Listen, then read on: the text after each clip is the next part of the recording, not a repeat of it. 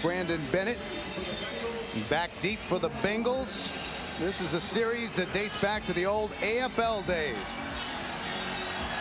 And we're underway in San Diego. It is a short kick taken by Bennett at the 7. Has some room. Gets it out to the 30. And that's where Cincinnati will take over 1st and 10. Terrence Keel made the stop. Jon Kitna, 12 touchdowns and only 4 interceptions since Cincinnati's 0-3 start. Quarterback rating over 100 in the win last week against Kansas City. The offensive line, led by Willie Anderson, has been the same and solid since week 2. They love the rookie Steinbach. The backs and receivers, you can't say enough about the job Rudy Johnson has done. 3 100-yard rushing games in the last 4 weeks, and he starts today. 1st and 10. From the 30, short drop for Kitna. He'll throw on 1st down. A lot of activity up the sideline. It was intended for Chad Johnson. Tight coverage and some bumping with Quentin Jammer, the corner. Looks like they're going to call this a pass interference. Pass interference. Defense number 23. The ball will be spotted at the spot of the foul. Automatic. 1st down. Tony Correnti, our referee today. So on the first play from scrimmage, a penalty and a 1st down for the Bengals. Looked like a good defensive play to me. It was a short throw, one of those where the quarterback tries to trick the cornerback and throw it behind him. Rudy Johnson, the deep back in the I formation. Kitna checking off, and then there's contact in the line and another penalty.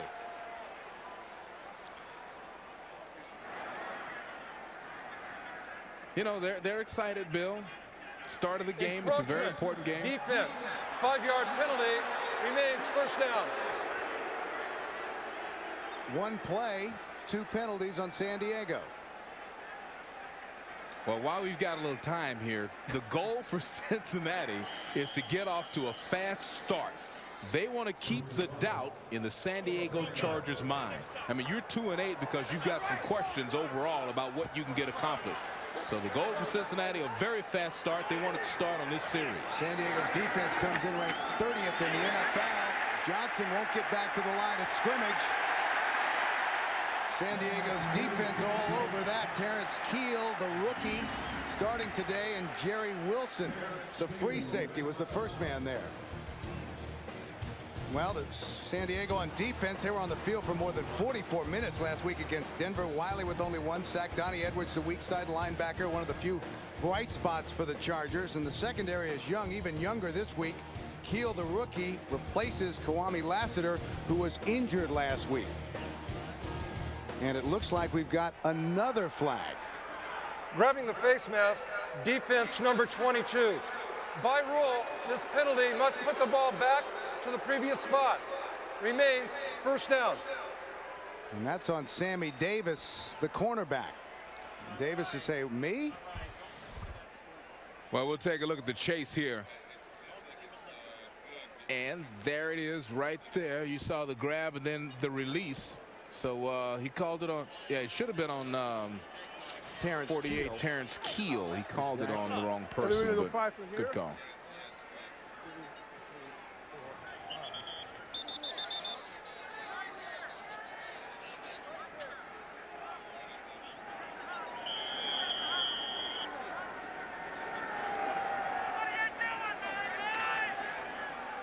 Well, we want to welcome those of you who have been watching Indianapolis and Buffalo and the Jacksonville game as well, just underway here in San Diego. Kitna swings it out to Rudy Johnson. Johnson scampers up the sideline and well into San Diego territory. Donnie Edwards pushed him out of bounds. We've had a penalty marred opening. Most of those penalties against San Diego. That was a pickup of 10. Cincinnati with an opportunity to take the outright lead in the AFC North. And up quickly on 1st down, right side. Again, it's Rudy Johnson. Zeke Moreno, the middle linebacker, made the tackle. Now, Rudy Johnson is a great story, a great NFL story. This is a guy who told us in a meeting yesterday that he has worked his whole life for this opportunity. In the last 2 years, not getting a lot of playing time because he's behind a great back, or was up until a few weeks ago. They'll run it again. Close to the 35-yard line. Jason Fisk made the tackle on Rudy Johnson.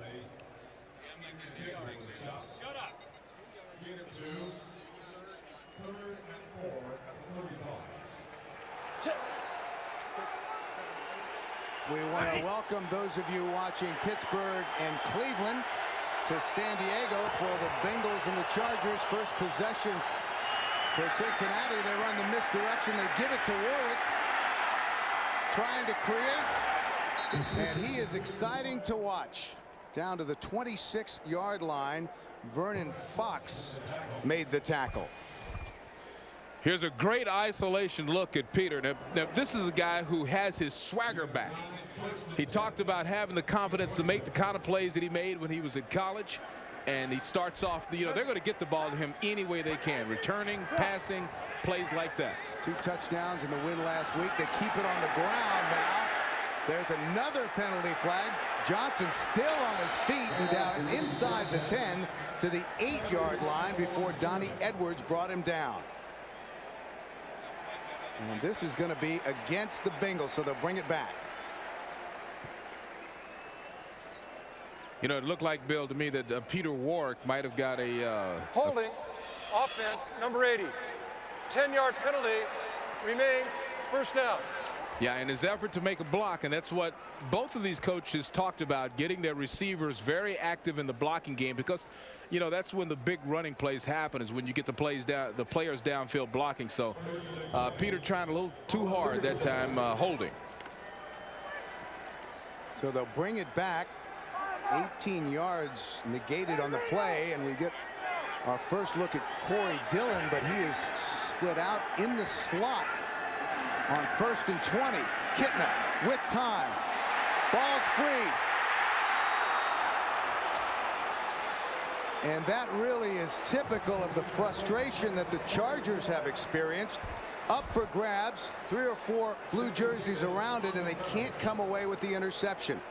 This is the perfect opportunity. You get a ball to bounce up in the air like that. They get 3 players moving to the ball, and they self-defense. They defense themselves by running into each other. And Corey Dillon has certainly got to make that catch. There was no need to jump.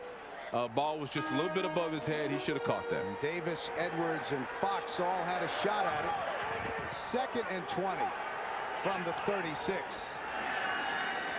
Quick out to Johnson, nifty move, and he stretches forward down to the 27-yard line. Johnson came in as the AFC's leading receiver with 55 catches for 881 yards. That was a pickup of 8. This guy is a star. Not a lot of people in the National Football League know about Chad, and they will very soon because of the success of this football team. But Marvin Lewis was telling us that no one can cover him one-on-one. And that's a major statement from one of the great defensive coordinators in this game, and now a head coach. No one can cover him one-on-one. The Bengals have been effective in the red zone, and they've been effective on 3rd down. 43%. There's a flag.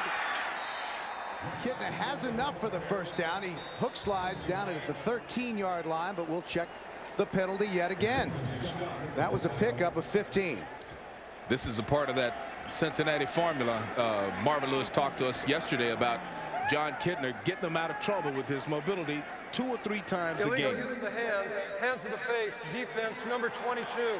This 5-yard penalty will be added to the end of the run. First down.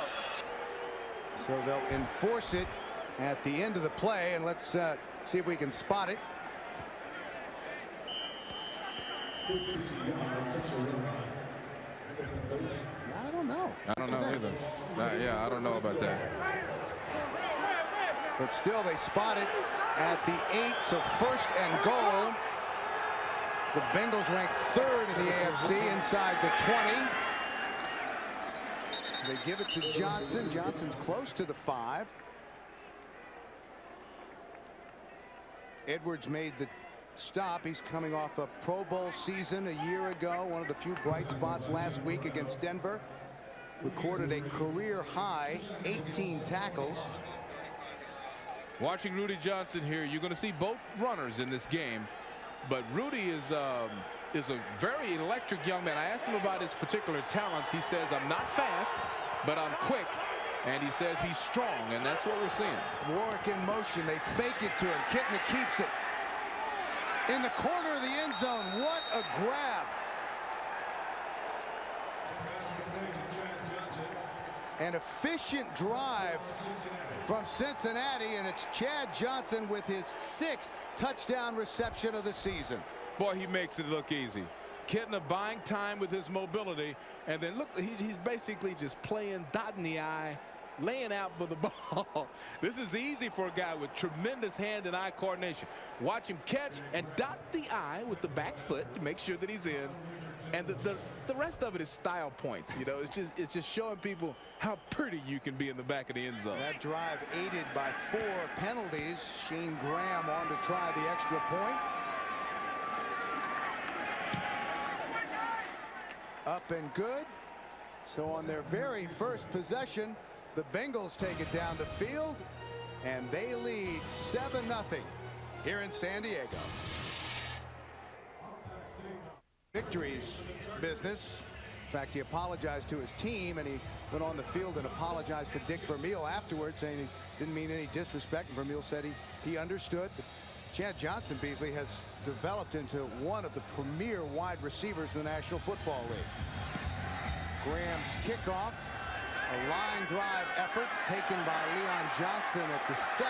Johnson has some room up the sidelines and goes out of bounds at the 34. Torrey James pushed him out of bounds. So San Diego ready for their first possession. 7-0 Cincinnati. San Diego set to go. 1st and 10. Lorenzo Neal and LaDanian Tomlinson in the backfield from the 33. And this is what Marty Schottenheimer told us, Beasley, that he wanted to do. Keep LT in the game, and he really, because they fell behind so quickly last week, disappeared. 41-year-old Doug Flutie trying to spark the San Diego offense. Outstanding 2 weeks ago, but struggled last week against Denver. The offensive line has been banged up. 2 rookies start on the right side, Bogle and Van Buren. 2nd and 6. San Diego up quickly.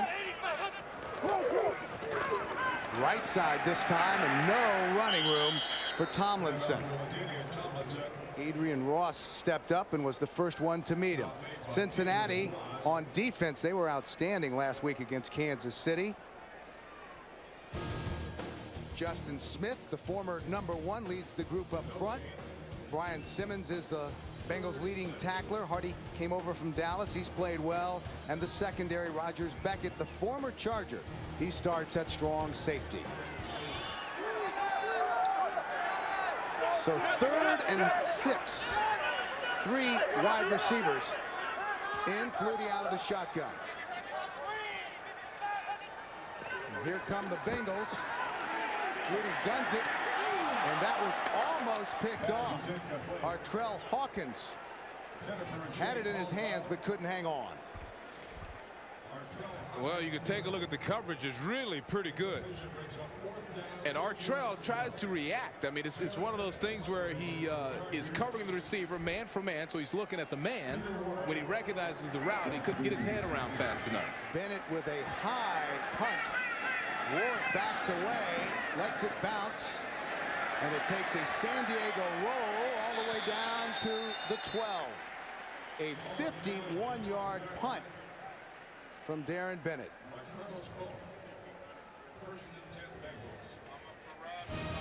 So 8:34 left to go in the first. 7-0 Cincinnati. I'm wanted in 4 states, but it's all good. Got me new driver's license and a sweet new pickup. V8, baby, 500 horsepower. Oh, and 4 of them mud flaps with the naked ladies on them. Mamacita. And the best part is, it's all free. Yeah, well, for me at least. Introducing City Identity Theft Solutions. Free with any Citi card. Help getting your life back? That's using your card wisely. What you doing, Brian? I'm just putting my name and address in these bottles and sending them out to sea. Hopefully someone will find them and contact me someday. Wow. Yeah, wow.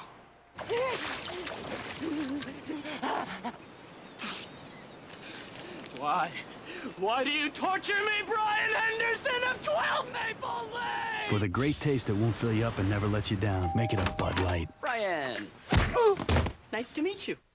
I'm a justice for the appellate court. I recently heard a case in which the plaintiff filed suit against an organization for liabilities incurred by an affiliate. I couldn't render a clear-cut ruling, so I asked myself, what would Jared do? I'm not a lawyer, but I do know that third-party immunity does not extend to affiliations where initial agreements were set under prima facie law. I would therefore rule for the plaintiff. Then I'd order a sweet onion chicken teriyaki. The sweet onion chicken teriyaki sub from Subway. Eat fresh. The death of an interpreter leads Navy NCIS to Guantanamo Bay, Welcome to Gitmo. where they suspect one of their own is working for Al-Qaeda. I want to know more about Agent Cassidy. Are you here to check me out? Define checking out. I really don't deserve to be treated like this. Mark Harmon stars. Get out! An all-new Navy NCIS CBS Tuesday. Corey Dillon is in now for Cincinnati, and they give it to Dillon. Big hole! Dillon still on his feet and out of bounds at midfield. His best run of the year.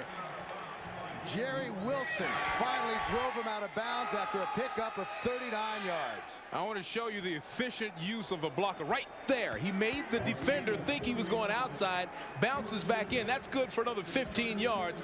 That's why this guy is one of the best backs in the history of the game. Top 20 in rushing all time. Take a look at that.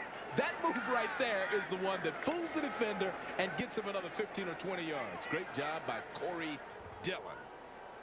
Rudy Johnson. Check back in. Kitna will throw on first down. Intended for Chad Johnson. Tipped by Marcellus Wiley. And now let's check in with the NFL Today and an update. All right, guys, the overtime continues at Houston. The Texans twice have had the punt now inside Patriot territory. New England has the ball, 3.5 to play at their own 40. They've just completed a pass out to their own 40. Let's go back to you. All right, Jim, thank you very much. I think Jim was the only one to pick the Texans in that game. All the other fellas had New England, but the Texans have played very well. Incomplete on second down. Dropped by Peter Warrick. That was right on his hip. Right on his hip. A little bit behind him. And you know what? This is our marquee matchup. You take a look at the youth at corner from Sammy Davis and those wide receivers for Cincinnati trying to take advantage of that. That's one to watch all day long. They call Sammy Davis the candy man for obvious reasons, Sammy Davis Jr. reference, and they'll try to take candy from this young San Diego baby. We'll see if they can do it. Bengals lead the AFC in third down conversions at 43%. Third and long. Kitna guns it. Johnson wide open.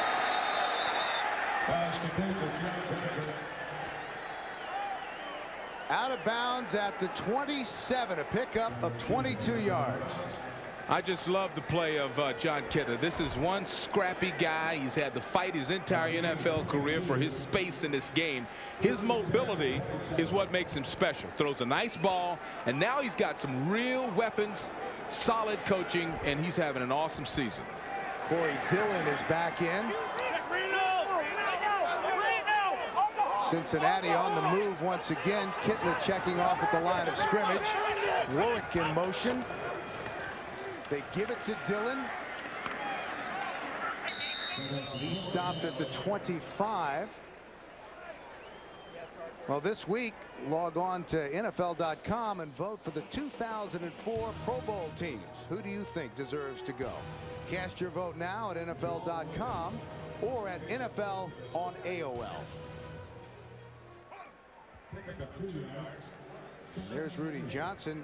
Corey Dillon told us yesterday, though, he feels 100% ready to go, but he told Marvin Lewis that he didn't need to start. He didn't want to stop the progress of the offense. He really respects the job that Rudy has done.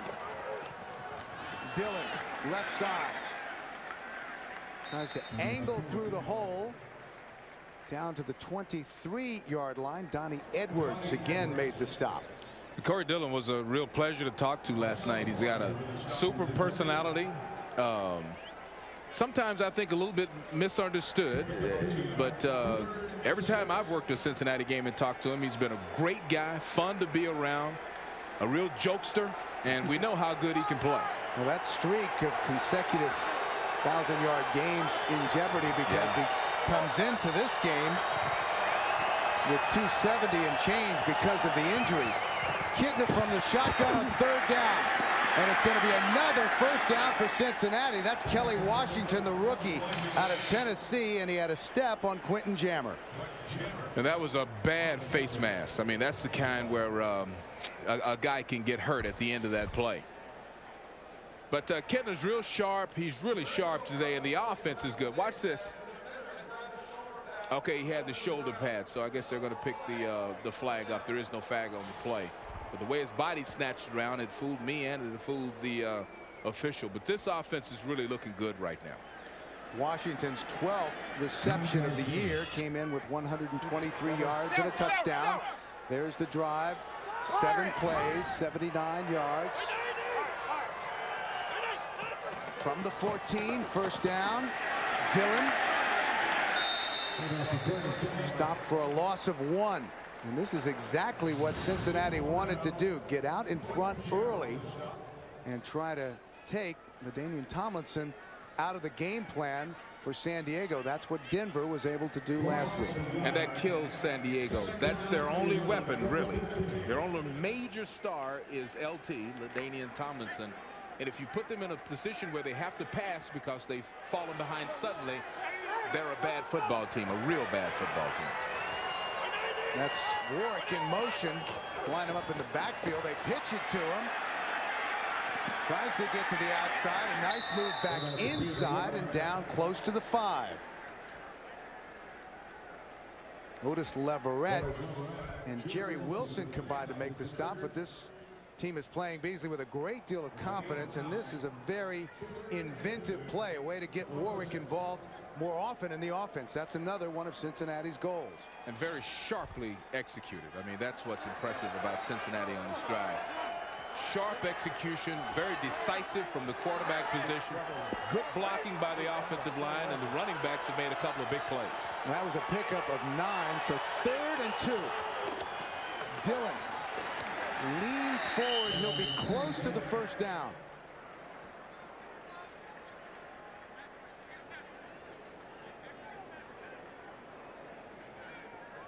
Here's Rudy Johnson stretching on the sideline. Dillon, of course, the 3-time Pro Bowler, Cincinnati's all-time leading rusher.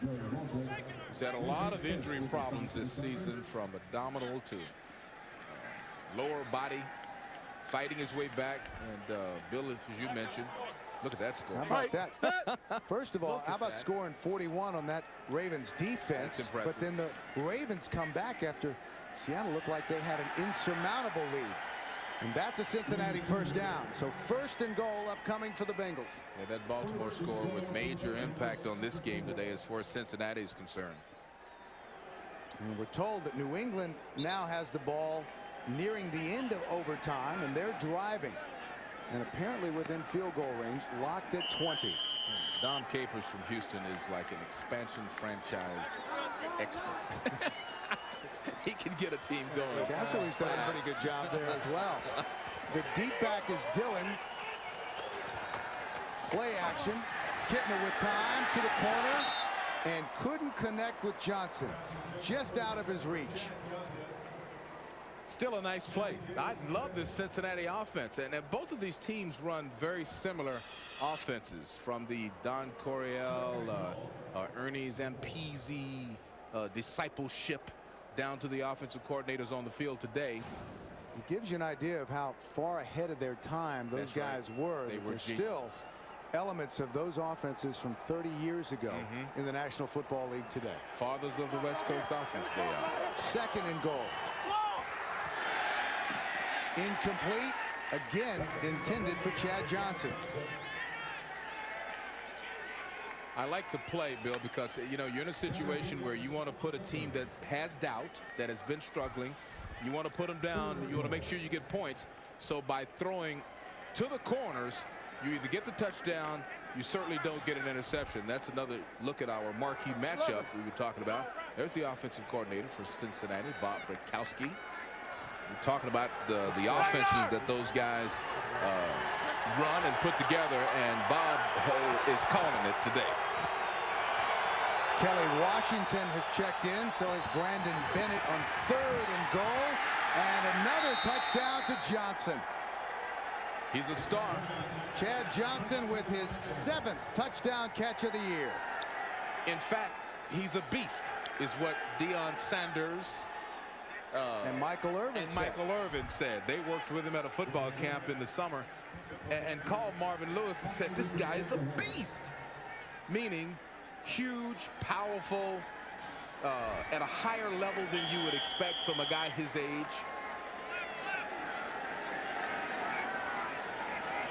4-yard touchdown pass from Kitna. The extra point is good, and it has been all Cincinnati here in the early going. 3:35 remaining in the first. 14-0 Bengals on the 2nd touchdown pass from Kitna to Johnson. 13 plays, 88 yards on the drive. Cincinnati has run 22 plays, only 3 for San Diego. Time of possession 9:44 for Cincinnati, 1:41 for San Diego. Leon Johnson still on his feet, spins out near the 30. Bengals did a good job on Dante Hall last week. Brandon Bennett made the stop. 14-0 Bengals. If you Tonight on CBS, tragedy separated 2 young friends. Now 30 years later, fate is bringing them back together. Oscar nominee Gary Sinise in Hallmark Hall of Fame's Fallen Angel. That's tonight at 9, 8 Central here on CBS. Chargers only their 2nd possession of the game from their own 30. Flutie tries to swing it out to Tomlinson.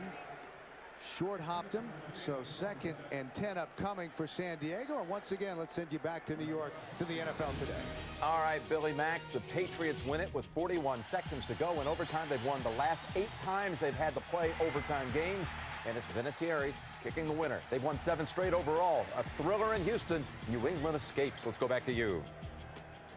All right, Jim, thank you very much. Well, Houston, though, able to stay with one of the best in the National Football League, and that perhaps makes a statement as well. Big hole for Tomlinson. A nice move, and now it's a foot race. Torrey James finally brought him down. A pickup of 38 yards for LaDanian Tomlinson. See, this is why he's one of the best. You make one mistake, he gets a great block from the offensive line. You make one mistake against LT, and he's gone. Now, there are no holes. I mean, they're trying different ways to spread LT out to get him the ball, but they made the one mistake that Cincinnati's D-line. San Diego up quickly, and this time Tomlinson will be stopped right back at the line of scrimmage by Tony Williams. And with that last carry, Tomlinson over 1,000 yards for the season. How about that gaudy average 5.5? That is beautiful. And on an offense that is really struggling, looking for a quarterback, you know, they think that Flutie gives them the best chance to win because the offensive line is having so much trouble blocking and pass protection. So Flutie's mobility helps out. But LT over 1,000 yards on this offense is very impressive. 2nd and 10 from the 32. Flutie will throw under pressure. Buys some time, gets to the outside, tucks it under and dives out of bounds. Pressured by Torrey James and right back at the line of scrimmage. So that will bring up 3rd and 9 or 3rd and 10. I want to show you something right here. There's a mistake that happens in this area. The receiver's all alone by himself. But the reason that Flutie couldn't find him is because the pocket breaks up. See how alone he is? The safety tries to get over. Flutie has to roll the other way because the pocket breaks down. And that's basically what's happening with this offense. Just they have not been in sync all season. From the shotgun, Flutie.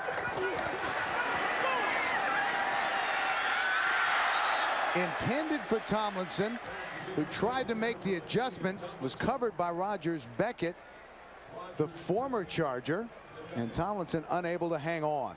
I like Beckett. I saw a play in their game last week where Beckett made a play from the middle of the field all the way to the sideline. That's a range that you rarely see in the National Football League. Well, Flutie's still in there on 4th down.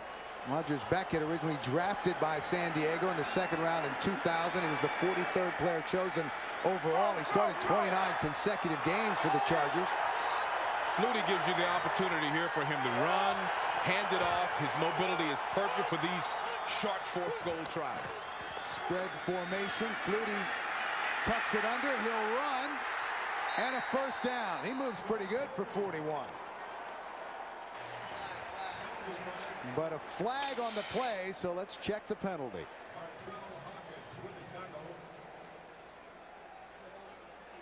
Now, I tell you, that play was designed for Flutie to take it, act like he was looking for somewhere to throw, and just look for the first opening to grab a couple of inches to get the 1st down here.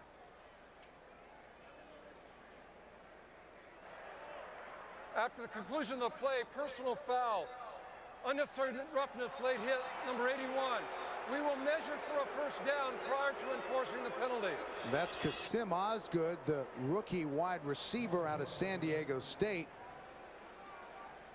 And that kind of thing has to be so frustrating for Marty Schottenheimer. Finally, some good things are happening, and a penalty like that occurs. Watch him from the left side coming into your screen.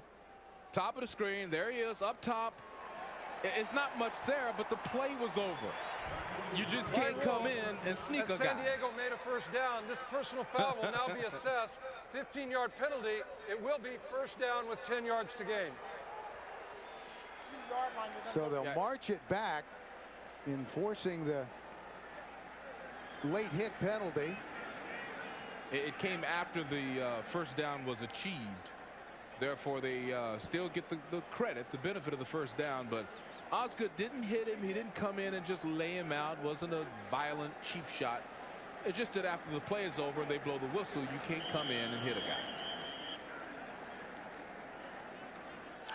Penalties, Cincinnati with 1, San Diego with 5, and about what you would expect given the success of these teams. But it will be 1st and 10.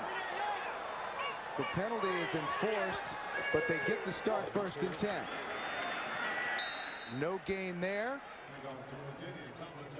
Tomlinson back to the 37-yard line. Artrell Hawkins and Adrian Ross made the stop. Monday all new here on CBS. It begins with Yes Dear, Still Standing, Everybody Loves Raymond, 2.5 Men, the hit new comedy, then CSI Miami. My favorite. And following your late local news, The Late Show with David Letterman. Monday all new here on CBS, America's most watched network.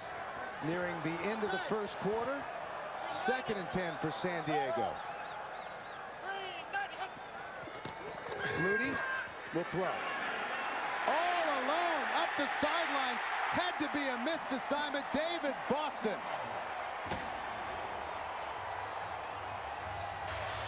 "37 yards, the 4th touchdown reception of the year for Boston." Now, this is the 2nd bust on this side of the field. I showed you one earlier where the safety didn't get over. See, the corner is playing like a cover 2 as if he has help up top, but there's no help. Now, I showed you a play about 5 plays ago where they made the same mistake. San Diego took advantage of it. Christie's extra point is good, and the Chargers are on the board. Flutie to Boston, 14-7. Trying to get to the outside, turns the corner, and a nice return out to the 32-yard line by Brandon Bennett, who had a long of 46 yards earlier this year. That was 27 yards. And Cincinnati will go right back to work. And David Boston.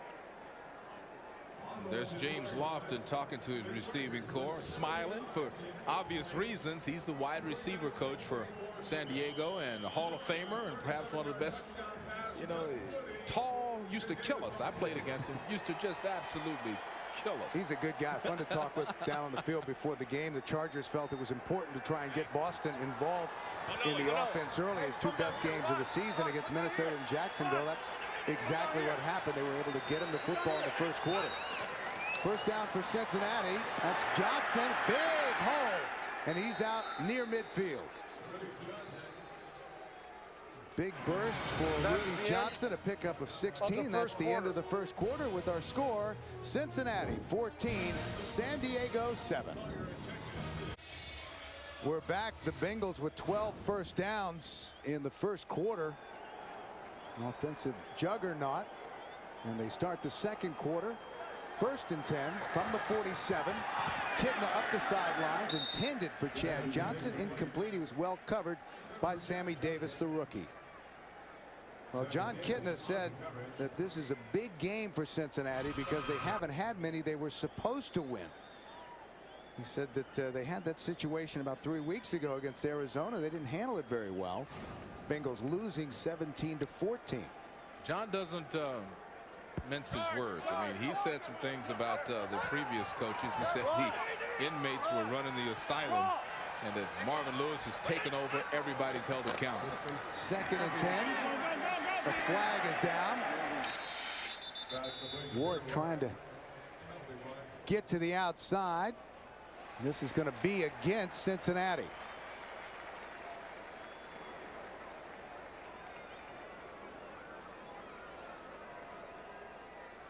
Tony Correnti, our referee today. Personal foul, chop block, offense number 71. 15-yard penalty. Repeat, 2nd down. They call that on Willie Anderson, the veteran. Well, let's check in with the 3rd member of our team. Let's go down to Scott Kaplan. Scott?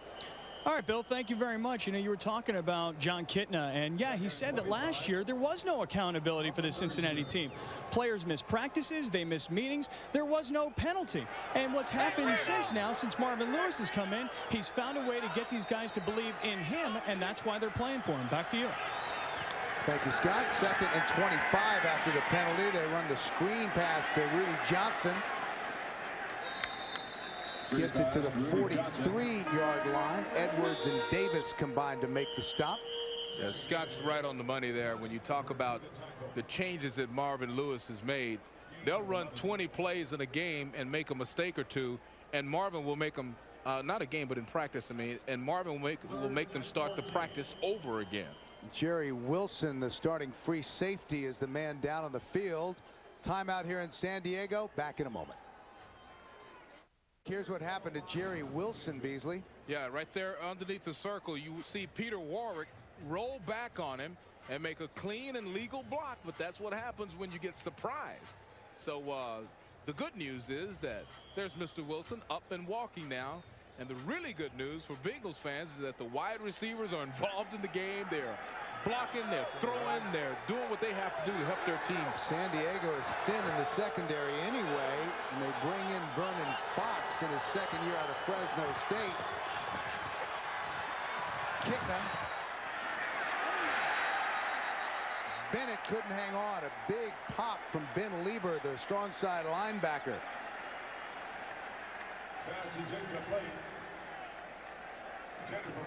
So that will bring up a punting situation for the Bengals. We'll see Kyle Richardson, the former punter for the Baltimore Ravens, signed with the Bengals in October, replacing Nick Harris. In fact, his first game as a Bengal, he played against Baltimore on October 19th. First punt today for Cincinnati. Richardson back at the 29-yard line. Good punt taken at the 10. Johnson brings it out close to the 30.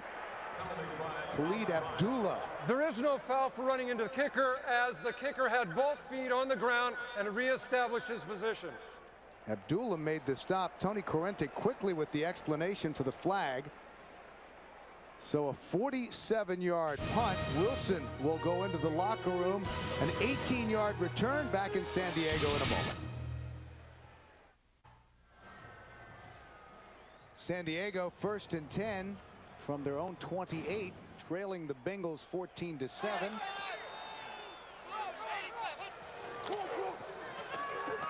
The end around to Riche Caldwell. Caldwell tries to make a move back to the inside and is swarmed under. He gets it across the 30 to the 31. And once again, let's check in with Jim Nantz for an update on Baltimore-Seattle. Jim? Guys, it was a remarkable Ravens comeback from 17 down with 6.5 to play. Stover wins it in overtime. Anthony Wright, 4 touchdown passes to Marcus Robinson alone, and the Ravens pull it off. Let's go back to you. Wow, how about Anthony Wright and that comeback by the Ravens? So that means Cincinnati has to win to stay tied for the lead in the North. Tomlinson will have something to say about that. A nice pickup, forced out of bounds by Torrey James after picking up a first down, a gain of 12.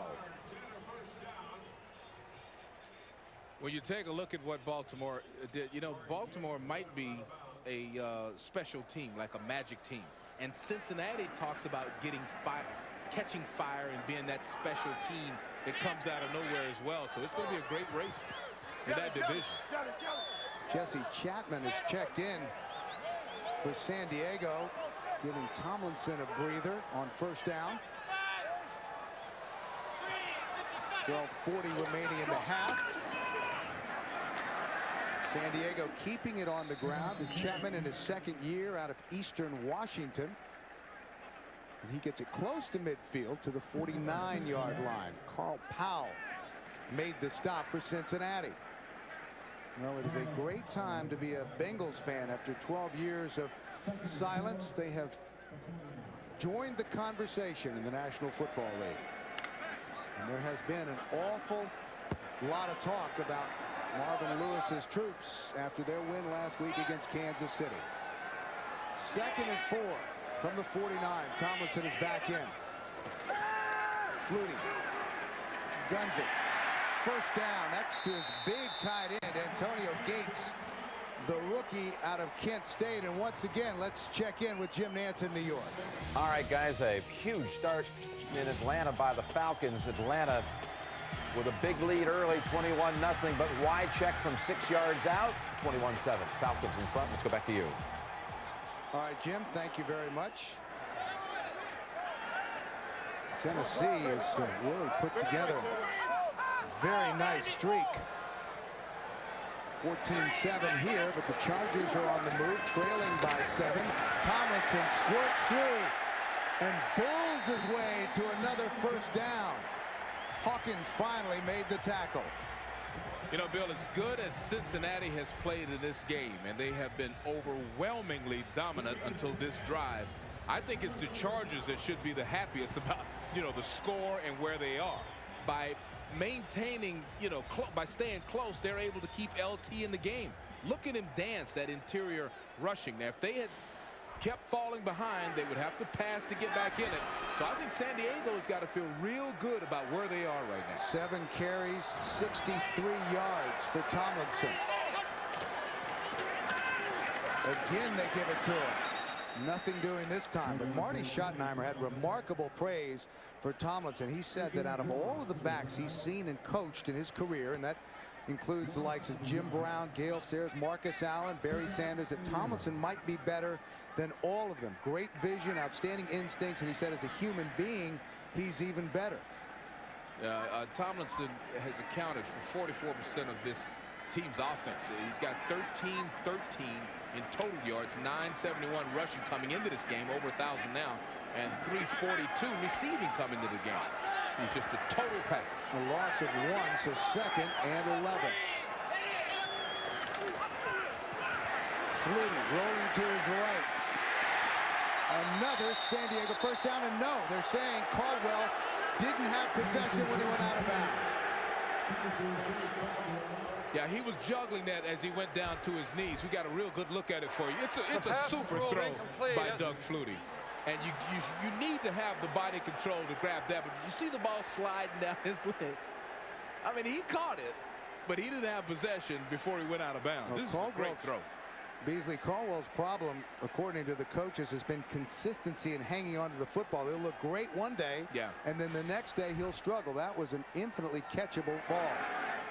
There's an example right there. 3rd and 11. Vishay Caldwell in his second year out of Florida, former second-round draft pick.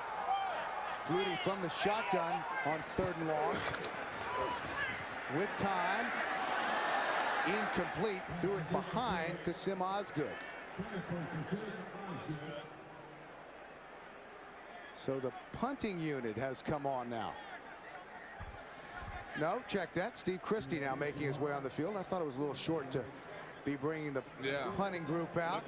Look how little. Meanwhile, Doug Flutie looks. Justin Smith saying, "You okay there, big guy?" So a 48-yard try. And good. Steve Christie, 10 of 13 on the year, had a long of 51, had 4 field goals last month against Cleveland. And the Chargers narrow the gap. We're back, and coming up on the Nextel halftime report, join Jim, Dan, Dion, and Boomer for all the scores and highlights. That's coming up on the Nextel halftime report from New York. Each team with 3 possessions and 2 scores. Cincinnati with 2 touchdowns. The kick by Christie, a short one taken by Roberts. Terrell Roberts still on his feet. And a flag is down. Roberts is brought down at the 37-yard line. Again, we'll check the penalty.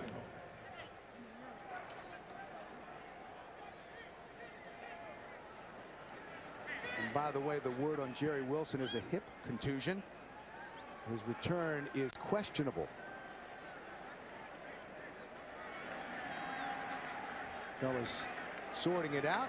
Tony Correnti During ready. the return of the kick, holding, receiving team number 50, 10-yard penalty, first down. Well, Wednesday on a special night for Survivor, one castaway will commit the worst act of deception in the game's history. And for the first time ever, a player wins immunity only to have it stripped away. Don't miss an all-new Survivor on a special night, Wednesday at 8, 7 Central on CBS, America's most watched network. Corey Dillon is in, he gets it, and a nice move to the outside, and Dillon has a Cincinnati first down to the 37-yard line. Vernon Fox made the tackle. That was a pickup of 13. Corey Dillon is another one of these players that you make one mistake and he's gone. And he gets some help here from his wideout. Watch this. See, good shielding, and he had the presence, both receivers not to clip. Good run. Good block by Peter Warwick, a complete pass. Chad Johnson tackled immediately by Jerry Wilson. Cincinnati offense getting it right back in gear. Yeah, Corey Dillon is like a smooth machine. He's very efficient at using his blockers and picking where to run. Nothing that time. Dillon with 57 yards on the day. Adrian Dingle made the stop for San Diego, and Cincinnati approaching 200 in total yards. Yeah, see, that number is what tells me that, you know, San Diego should be happy. I mean, they're getting dominated. They're getting drilled when it comes to yards and first downs by Cincinnati, but they are in this game, very much in this game. Big third down, 3rd and 4. Under 8 minutes remaining in the half. Kitna, short drop. Bennett, and he's close to a first down. I think he's got it.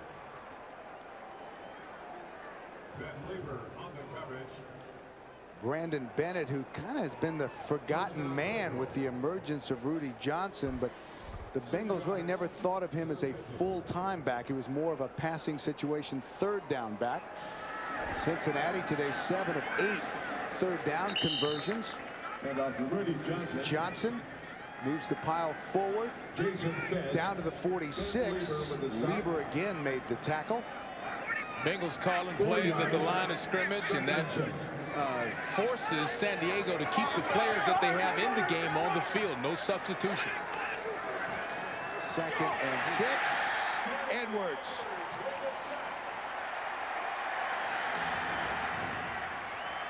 Donnie Edwards, who has emerged as one of the leaders on this team in his 8th year out of UCLA.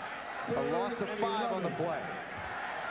Well, this is exactly what Donnie Edwards needs. I mean, he makes plays all the time in the passing game.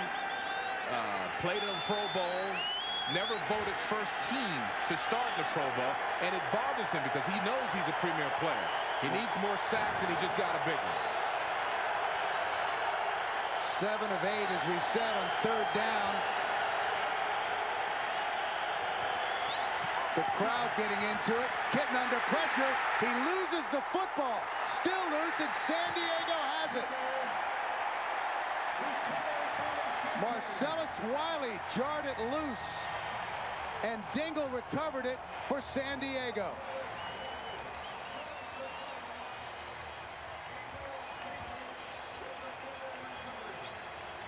Well, this is the Cincinnati nightmare right here. They have allowed a team who came into the game wondering whether or not they could win, with doubt.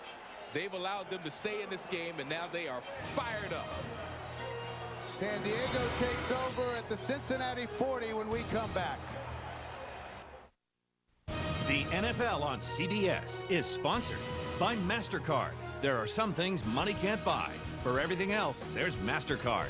And by Miller. There's good enough and there's better than it has to be. Miller.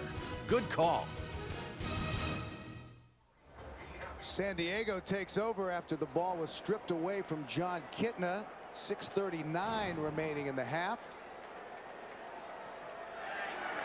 Tomlinson, the deep back. Play action. Screen.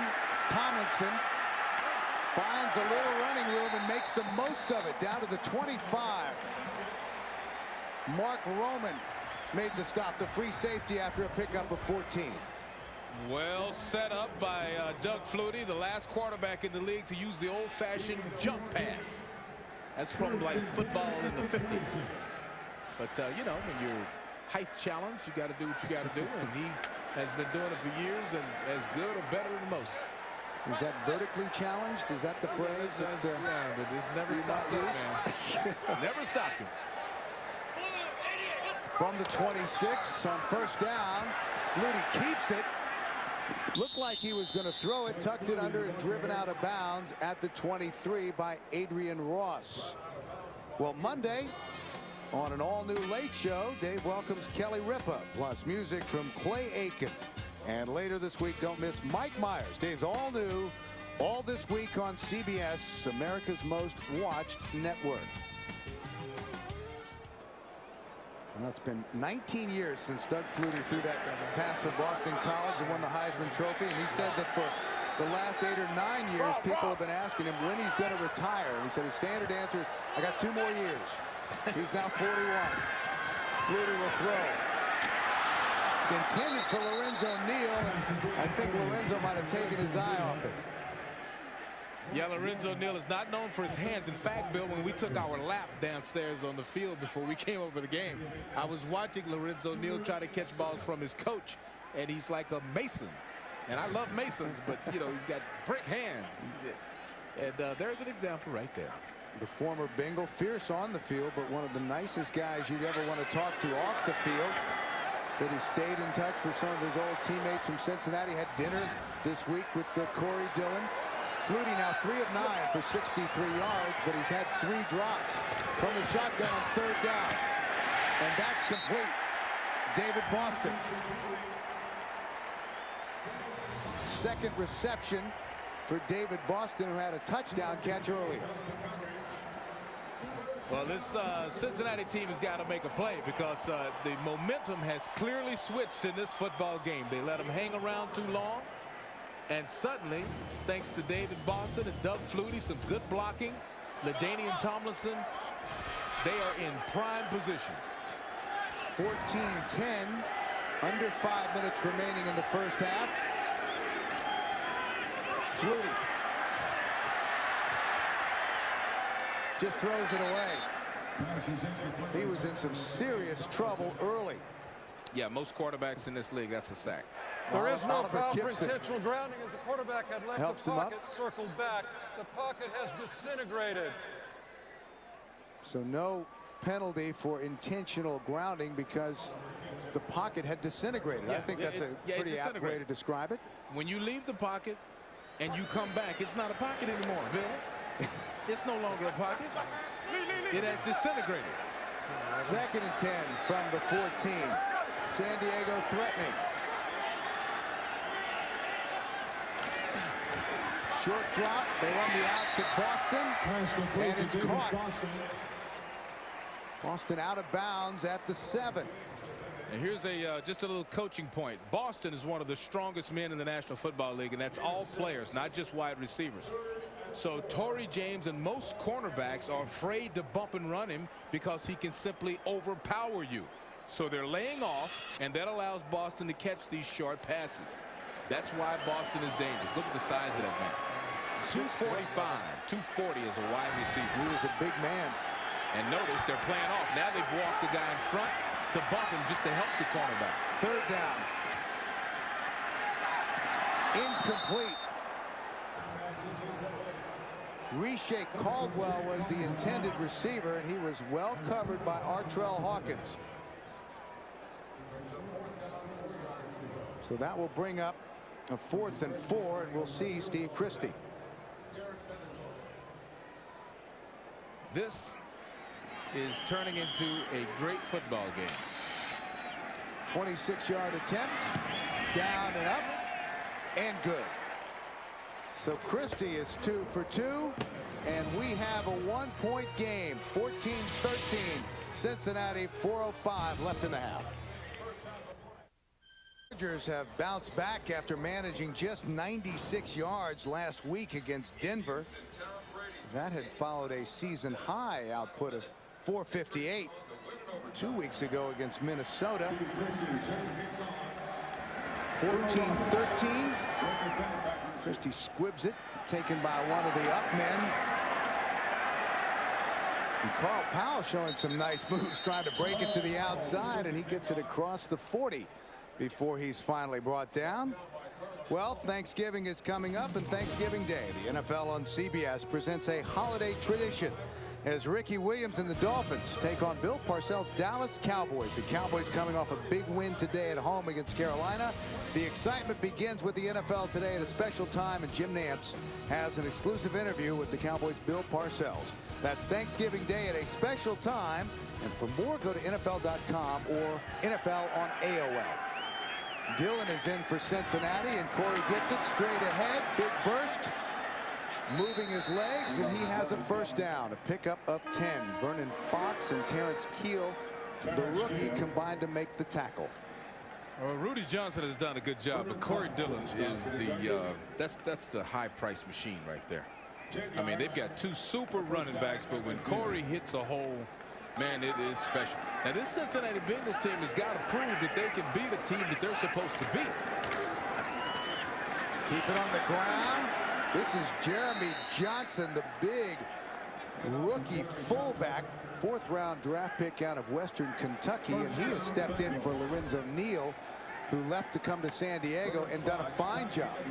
Several players on the Bengals, when we met with them, talked about winning a game, putting away a team that they're supposed to beat, that they have a superior record. And this is something they've got to prove right now. That was a pickup of 12. Now here's Dillon. Close to the 35. Lieber made the tackle.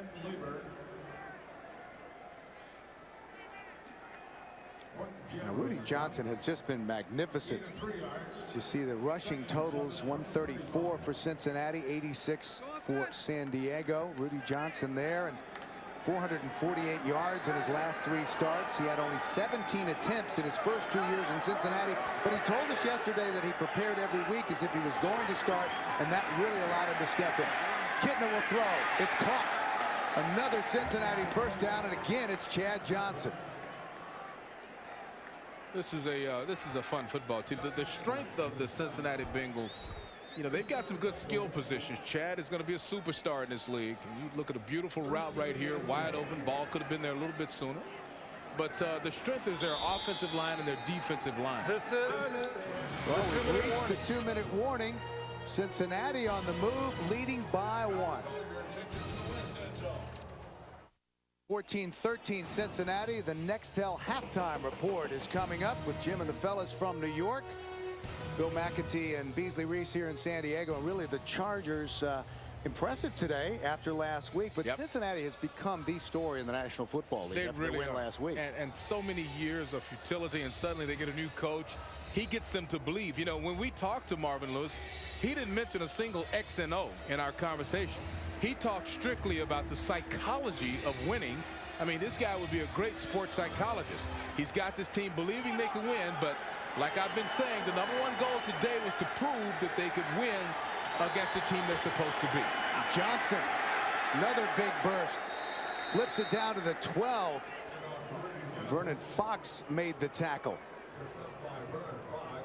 Rudy Johnson, who had 43 carries 2 weeks ago against Houston, the most in the NFL since 1988, the second most in NFL history. Jamie Morris of the Redskins actually set the record against the Bengals back in 1988 in overtime with 45 carries. That was a pickup of 10. They spread the formation, and San Diego takes a timeout. This is their first Charge team timeout. 1:29 remaining in the half. The Bengals threatening. San Diego has won the last 3 meetings with the Bengals and 6 of the last 7, but certainly the fortunes of these two teams have changed since the Chargers beat Cincinnati in the opener last year, 34-6. Cincinnati, after the timeout, brings Corey Dillon in. He's the deep back. 1st and 10 from the 12. Johnson, 3rd touchdown. Oh, what a move. Oh, what a move. On that young man right there, the rookie Sammy Davis. Sammy is going to have nightmares about that. This is a one-on-one shake that is just ridiculous. Watch this, folks. Oh, my goodness. That Chad Johnson is special. Oh, man. Watch. This is a great look. Whoop. And then into the end zone almost in a walk and a laugher. Davis was picked on a little last week against Denver, the rookie. Playing well in spurts, but certainly a learning experience for him. A 12-yard touchdown reception.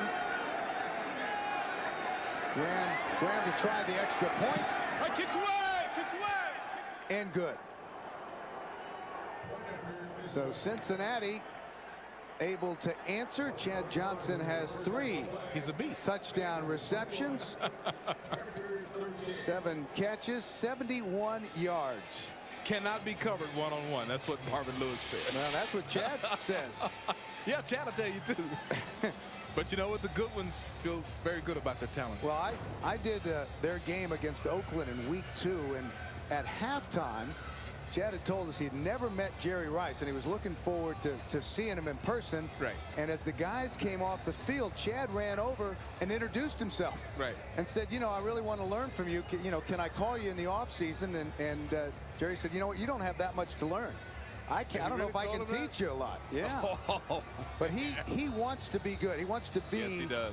One of the best receivers, not only now in the National Football League, but in history. He thinks that he can do that, and he's willing to put in the time and effort. Yeah, this is a guy who is so talented that Dion, as we mentioned, you know, and called him a beast, and then he challenged Deion Sanders to lace him up and cover him. He's one of those guys, you know, he's very confident, but he's one of those guys where it doesn't bother you because he's so likable when you talk to him. Right. Very efficient drive, 6 plays, covered 60 yards, and took only 2 minutes and 40 seconds. Johnson back deep. He takes it at the 8. Up the middle. Churning the legs and stretches forward near the 35-yard line. Torrey James made the tackle. Well, Saturday, Olay presents Ice Wars 10, North America versus the world, right here on CBS. Featured will be the first head-to-head meeting between the Russian and Canadian pairs who were involved in the Olympic judging controversy. Also appearing Brian Boitano and Oksana Bayul, many more. That's next Saturday here on CBS. 1:17 remaining in the half. San Diego goes to work from the 35. Cincinnati coming on the all-out blitz. They pick it up the sidelines, and let's see if they rule that a catch. They do. David Boston. Nice job hauling that in over Torrey James. This is a good throw by Doug Flutie. This is one where you just kind of trust your receiver because he threw it. There was no reason to throw it. It's not like Boston was open. Torrey James was in good position. The ball a little bit behind the receiver, and Boston with the balance to slow down, turn around, and catch it. A pickup of 20, and San Diego trying to answer the Cincinnati touchdown. San Diego playing with a lot of confidence now. A lot of confidence. And the momentum, like I said, it shifted a while ago. Chargers with 2 timeouts remaining. Flutie again. Guns it. Incomplete, and that was intended for the rookie Osgood. Caught his first NFL touchdown pass in the 4th quarter last week against Denver. 19 yards from Flutie.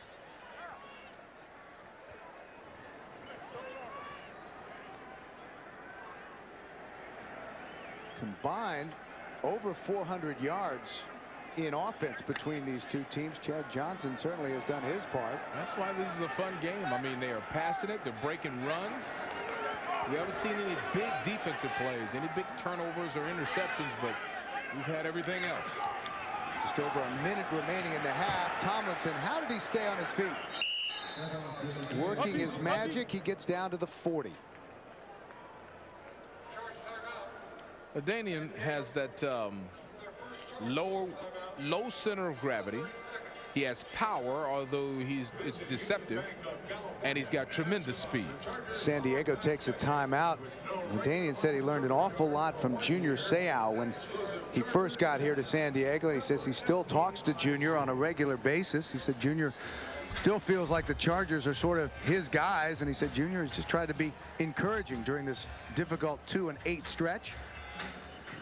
Yeah, Junior still has an influence on this football team, even from afar in Miami and in the stands. You see a lot of 55 jerseys. Right. We talked about it walking into the stadium today. 55, that jersey is everywhere, all over the parking lot. My personal thought, I think it's a mistake. I think they made a mistake. They lost Rodney Harrison, Junior Seau, Ryan McNeil. These were tremendous personalities and forces on this team. I know you have to consider salary cap considerations in this era of pro football, but that's a lot of leadership to lose at once. 3rd and 5 from the 40. 1:02 left in the half. Flutie sidearms it, incomplete. Tried to hit Boston.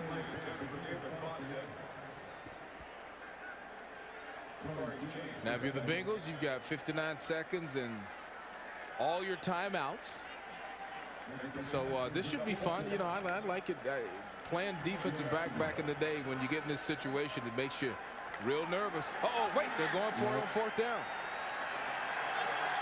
Not yet, says San Diego. 4th and 5.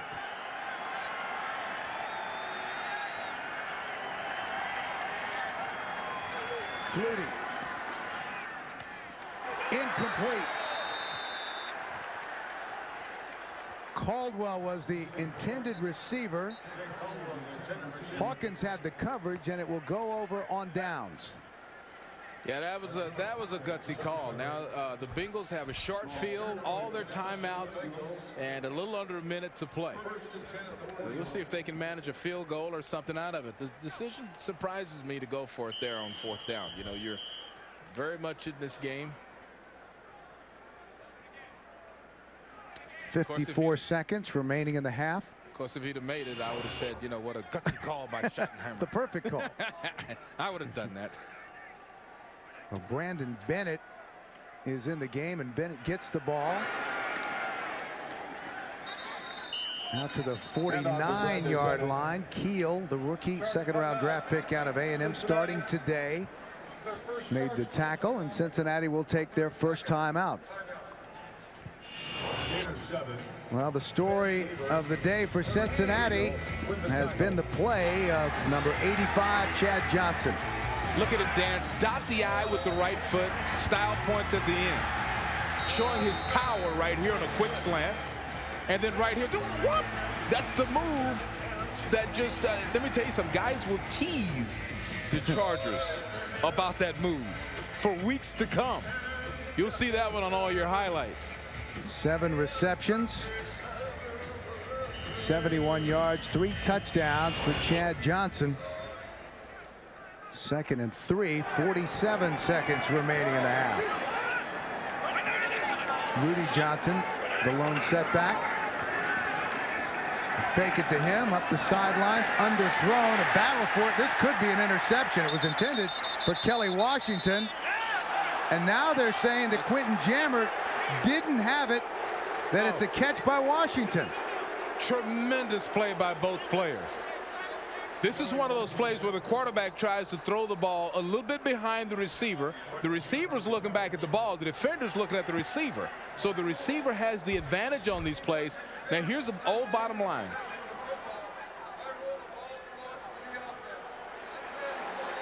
The tie goes to the offense. And that was the tie. That's right. They both had it. We've been saying that since the history of pro football.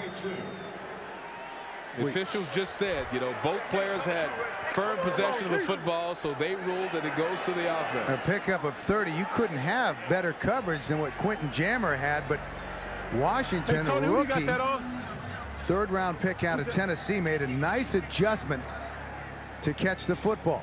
Just, you know, 3 great athletes making plays.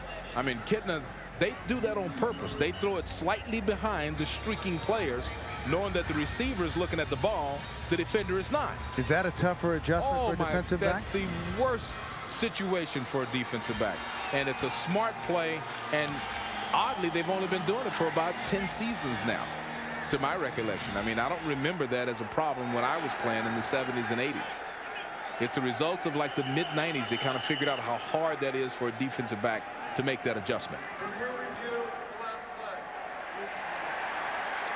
Well, they stopped play because they've called for a review upstairs. Cincinnati still with 2 timeouts remaining. The old booth review. Let's take a look at what they're going to take a look at. Inside of 2 minutes in the half and in the game.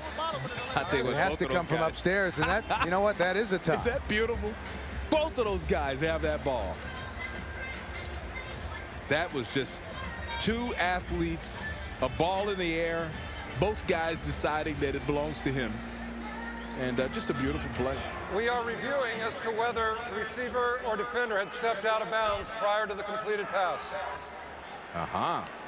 So they're not trying to decide if they made the catch at the same time, but whether or not someone stepped out of bounds. Yeah, see, the catch might not even be an issue if somebody stepped out of bounds first. All right, here we go. Streaking down the sideline, everybody's in. Still in. Still in. Still in. Oh, out. I think he's on the line. I believe the receiver might be on the line there. All right, here's another look. Now, from that angle, it looks like the foot was inbounds. Now, remember, it has to be conclusive to make the overrule, and I don't know if we've seen conclusive yet.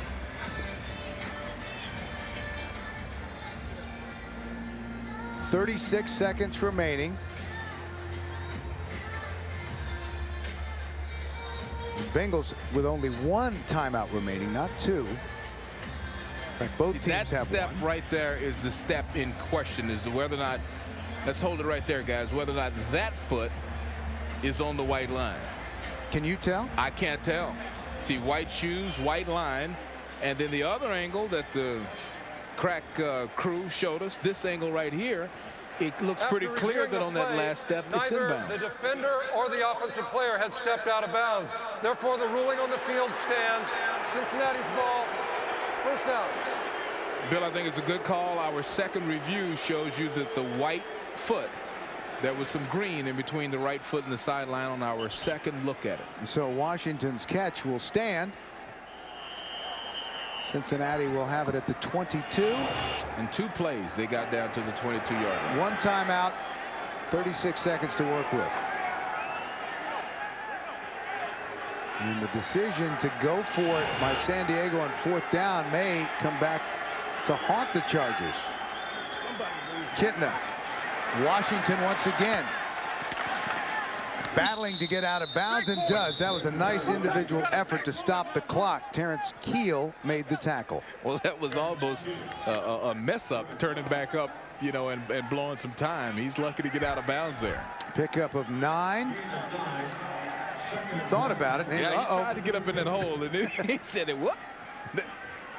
This could be a problem in the film room tomorrow. Let me get out of bounds.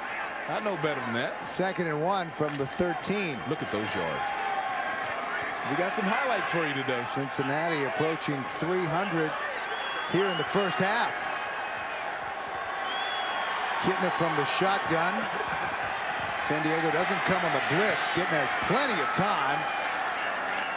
And that's Kevin Walter, the rookie wide receiver from Eastern Michigan, on the reception. Cincinnati up in a hurry. Kitna will down it. Stopping the clock with 14 seconds remaining. Excellent clock management. That is textbook. They jump up, they give themselves enough time to get a play off and to get their people in if they have to. He had the ball stripped away earlier in a play that can certainly make the case that wasn't his fault. And John told us yesterday that this really is the first time in his career that he's been able to play without worrying that his next interception would be his last as a starting quarterback, and that has really helped him play with more confidence. Another timeout on the field. So time for our NFL.com poll question: which of these top AFC teams is in the most dire need of home field advantage throughout the playoffs? Indianapolis, Kansas City, New England, and Tennessee. And listening to the fellas on the NFL Today earlier, they said they felt Kansas City.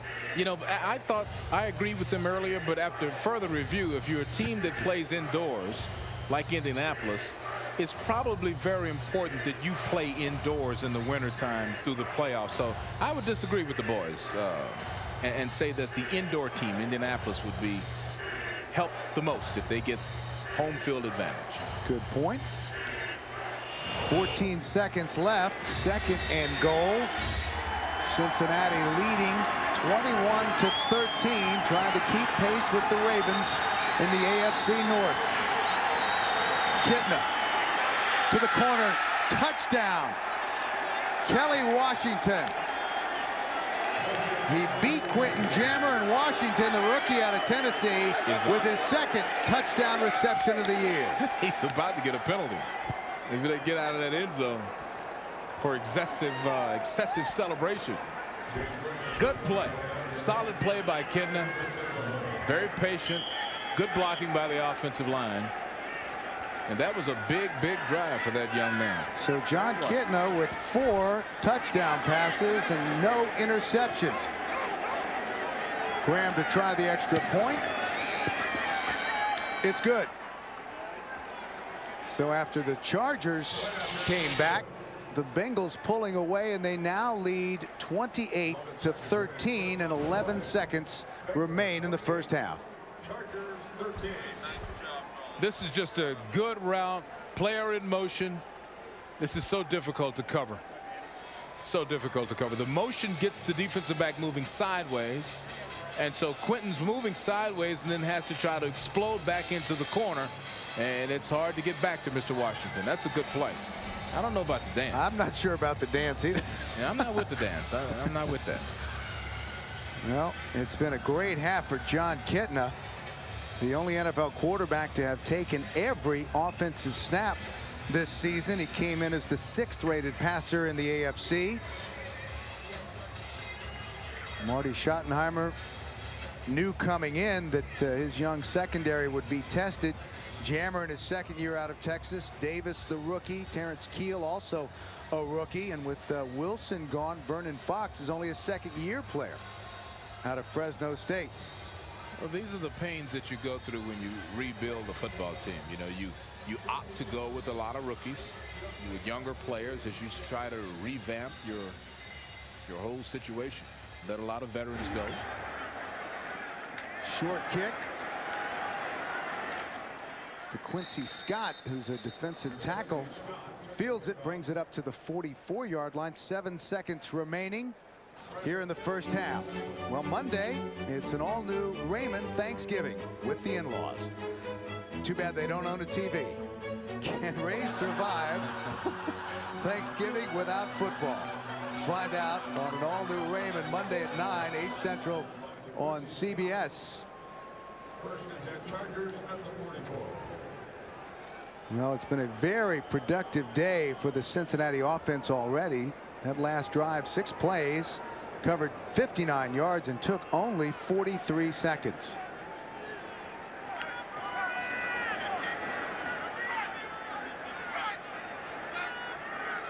Flutie in the shotgun, back at his 40. I think he knows how to throw the Hail Mary. Yeah, I think he does. Up for grabs, incomplete. And that will be the last play of the first half, intended for Riche Caldwell. Well, the point for Cincinnati is that, you know, they hung in there and they withstood the controversy of or the test of San Diego really making the game. Well, let's go down to Scott, who's with Marvin Lewis. All right, guys. Coach, you were screaming now just coming off the field. We've got to win the second half. I guess that wasn't enough for you in the first. No. We got a lot of football left to play, and we did some good things in the first half, but it's not over. We got to go play. All right, Coach. Thank you very much. Guys, back to you. Scott, thank you very much. So that's the end of the first half with our score: Cincinnati 28, San Diego 13. Coming up next is the Nextel halftime report after this message and a word from your local station. Across the 20. Still on his feet, out across the 35. A nice return by Johnson, finally forced out by the ex-Charger Rogers Beckett. And once again, let's check in with Scott Kaplan. Scott? All right, Bill, thanks. I was talking to Marty Schottenheimer on his way out. He was angry. He was emotional. I asked him what he said to his team. He said there was nothing to say. He said we couldn't play on the emotional side. He said we had absolutely no passion early in the game. But then he talked about the secondary not being able to make stops, the defensive line not being able to make plays. Marty Schottenheimer was not happy, understandably, Bill. Thank you. Tomlinson in the backfield to start the second half. Marty trying to fire up his troops. That's a pickup of 1. It'll bring up 2nd and 9. Kevin Hardy and Rogers Beckett combined to make the tackle. Offensive leaders.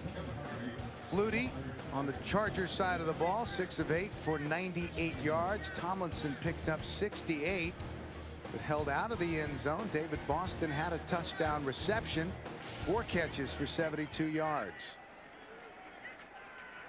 LT.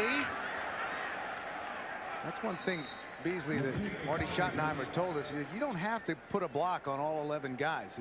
He said Tomlinson will find his own gaps, and he can do a better job than almost anyone he's ever seen at making something happen. Well, the best I've ever seen is Barry Sanders when it comes to not having blocking and able to have vision out of the side of your head. But after Barry, you know, I would say that LT is developing the type of reputation where you can say he can make his own offense. After the nice pickup, it's 3rd and 1. They're going to throw it incomplete. tried to hit Lorenzo Neal out of the backfield, and Flutie under pressure immediately. And sometimes, you know, Doug is so little that sometimes when they really get pressure on him, he can, you know, look like a little, or like a rag doll being slung around sometimes. But nobody's tougher. Nobody has a bigger heart. You look at the eyes right there, you see the eyes of a champion there. So much focus. Darren Bennett, the two-time Pro Bowler, on the punt. High kick. Warwick calls for the fair catch and makes it at the 10. Wonderful punt. And Cincinnati set for their first possession of the second half.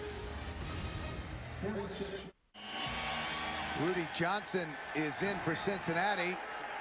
Their first possession here in the second half. 13:29 left in the third. And they give it to Johnson.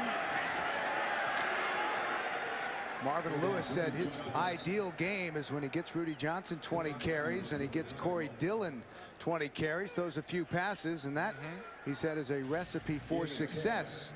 Cincinnati very successful in that first half. Kitna close to spectacular, very efficient, 4 touchdown passes. Dillon 70 yards on 9 carries. Chad Johnson 71 yards and 7 receptions. 3 of those touchdowns to him. Cincinnati again on the ground. Rudy Johnson. Jon Kitna, he's a great barometer for this Cincinnati team. In the 5 wins, 11 touchdowns, only 1 interception. But in the 5 losses, 4 touchdowns, 8 interceptions. And his 4 touchdowns today ties a career high. It helps to have Chad Johnson out there to throw it to one of the real up-and-coming superstars in the National Football League. They give it to the fullback, Jeremy Johnson. He gets it to the 25-yard line, and that will bring up 3rd down. Real nice play calling by Cincinnati today. We've seen semi-reverse to Peter Warwick early in the game. The ball spread around pretty good. You got 2 running backs, got a shovel pass in the red zone. It's got to be tough to call a defense against a team that is executing sharply and has a varied attack. And the Bengals came in leading the AFC in 3rd down conversions. They won't get it there. Johnson looking for a flag, but thrown behind him. Sammy Davis had the coverage, and Johnson and Davis were jawing a short time ago. I think Chad was kind of letting him have it. So that will bring up 4th and 5. Cincinnati will have to punt. In the quarterback wide receiver relationship, sometimes you expect the guy to break in, he breaks out, or vice versa, based on where the defensive back is. So a little miscommunication between Kitna and Johnson. Richardson's punt taken by Johnson at the 28, tackled immediately with Eric Parker and Tim Dwight out. Johnson has taken over returning punts. Reggie Myers made the tackle. Fellas having a word here at San Diego. Well, the Bengals starting an important stretch of road games today here in San Diego, the first of 3. Next week it'll be Pittsburgh, and on the 7th of December, an important showdown with the Ravens in Baltimore. On 1st down, Tomlinson making something out of nothing, getting it close to the 40. Cincinnati only 1-3 on the road this season. Their only win away coming against Cleveland. Willie Anderson, the veteran offensive tackle, said this really will be the telling point of the season for Cincinnati, whether or not the Bengals are indeed for real. That's what remains. 2nd down and 4. Again on the ground. Okay, guys. Hey. Tomlinson wanted a face mask, stopped short of the line of scrimmage by Kevin Hardy. Tell you, the play before was the magic of LaDanian. There was nothing there. He made something. This defensive line for the Cincinnati Bengals has been very impressive today. LaDanian up to 82 yards now. That's a good defense. It's hybrid. Some high draft choices in there. And once again, the defensive line, generally one of those 4 guys will get some type of penetration, and that just kills the play. 3 wide receivers on the left side, and now motion. That's Caldwell. Flutie guns it. Caldwell dropped the ball, and they rule it a drop, no catch. Big pop from Rogers Beckett, and Caldwell is still down. Yeah, that hurt because he got the shoulder. It looked like right in the rib cage or on the hip, and that's tough when you're trying to bring in the ball. This is a well-timed play by the safety. You saw him coming forward before the ball was even thrown. That means he recognized the route, recognized the throw, and made a perfect break. It was hard to tell from that angle, but it looked like he might have had possession. But obviously Caldwell in a great deal of pain now. This second-year pro out of the University of Florida, second-round draft pick. See if we can tell from this angle. I don't know, Beasley. I think it came out pretty quick, Bill. It looked like time it hit his body, it was taken out. I don't think he had a chance to take 2 steps or get 2 feet on the ground. That was perfectly timed by that young man right there, Rogers Beckett, who was originally drafted by San Diego in the second round in 2000. That's right. Stats on Caldwell. Riche came in with only 4 catches, but Doug Flutie told us he expected Caldwell to have a big game. They were looking for him to be one-on-one, and they thought that his speed would win any matchups that they had. Flutie trying to go to him there, but Caldwell unable to hang on and still down. Well, I'll tell you why I'm so impressed with the break by Beckett is that, you know, you have to have a lot of courage to make that. What if it's a stop and go? You know, what if it's a slant and go? Most guys are a little more cautious. It looked like Beckett got banged up on the play as well. He's going into the locker room.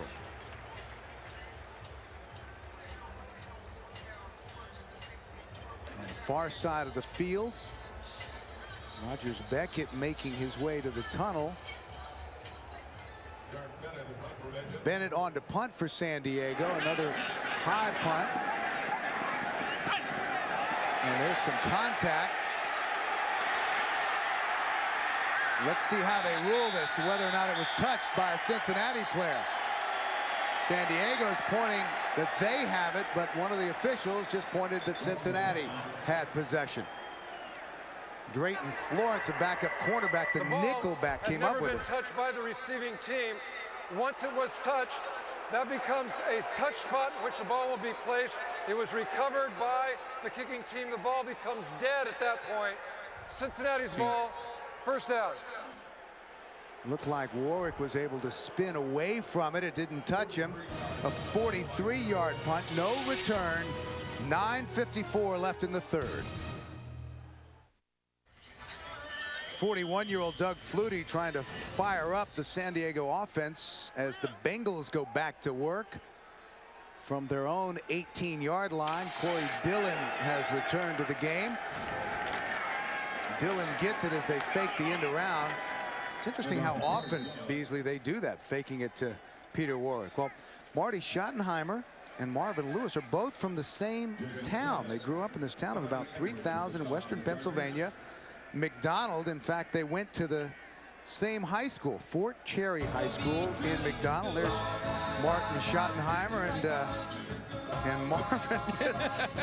Goodness, that is some hair he's got going there. Got the all-time Afro Award. That's a beautiful. Remember Dr. J? He had a pretty impressive afro. Not as good as Marvin. No, you're right. That's Dillon the best I've seen. On the receiving end, dives forward to the 25-yard line, and look at the flat top by Martin. Exactly. Martin Schottenheimer. They're 15 years apart, so obviously didn't know each other, but born on the exact same day. Wait. September 23rd. The two guys are born on the same day. Same day. Okay, it's getting weird. 15 years apart. All right, it's getting weird. I'm out of here. Third and 3. It just got weird. For Cincinnati.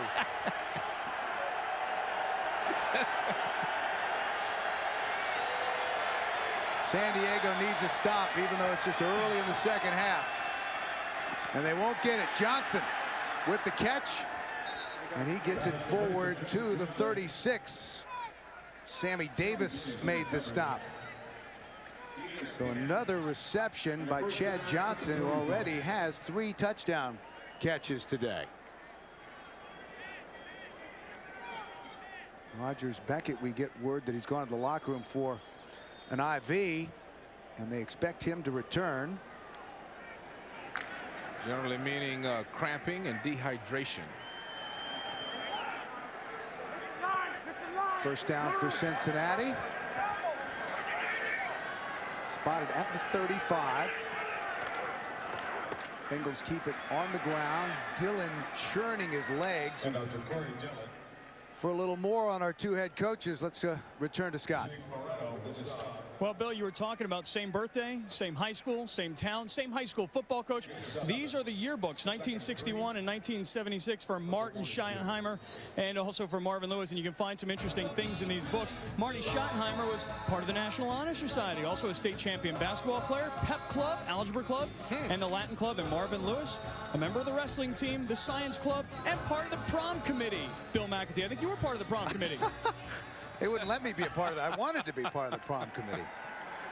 That is Marvin actually loved that annual. He was looking through it. He said he just had a high school reunion, and he went back for it. Yeah, we couldn't get Marvin out of the room once we showed him those books. And Corey Dillon, remember we showed Corey the shot of the afro, and Dillon, yeah, he loved that. He wanted a copy. Yeah. For the locker room. Corey gets it out to midfield, a nice individual effort. Now he trots off.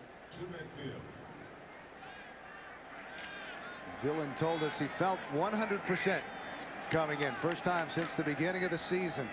And Marvin loves this because he's got 2 running backs almost like they're at the start of the season. Both are fresh. Rudy Johnson's only been starting for 4 weeks. Dillon has been injured for most of the season, so they are fresh. Big hole on the right side for Johnson.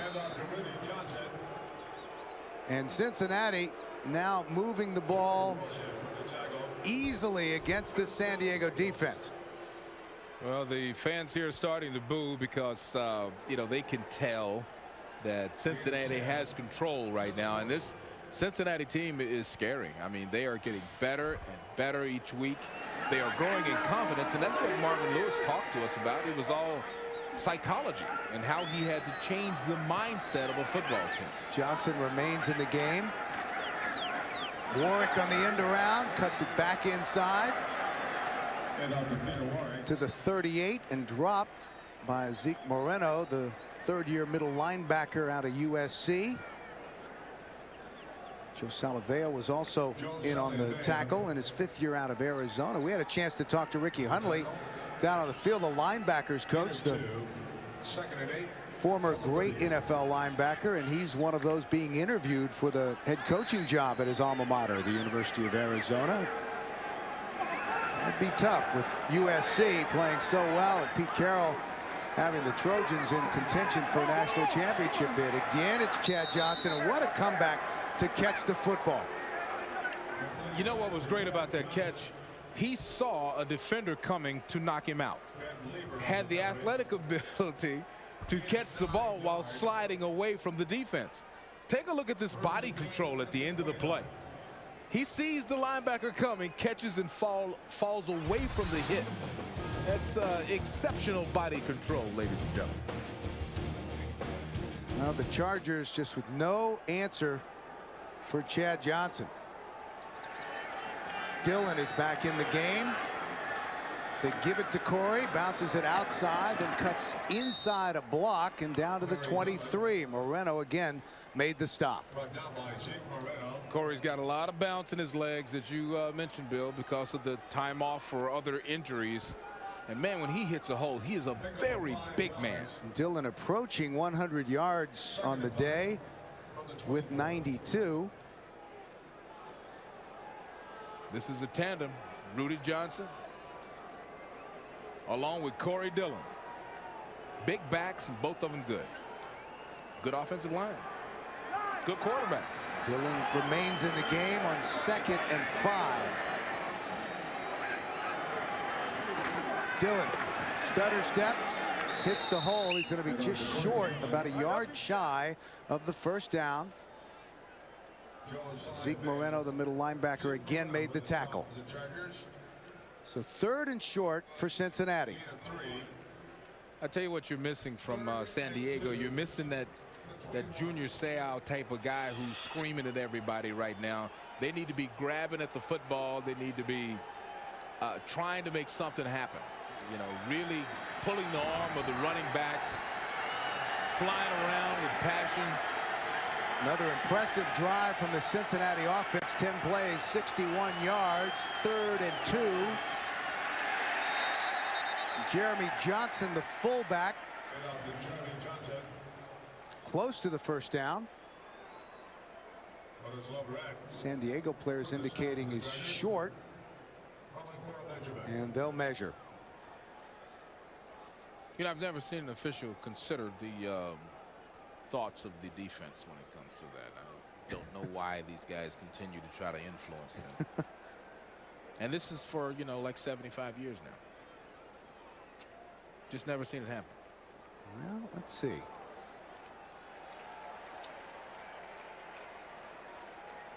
Six, 10 inches short, something like that. Yeah. So 4th and 1.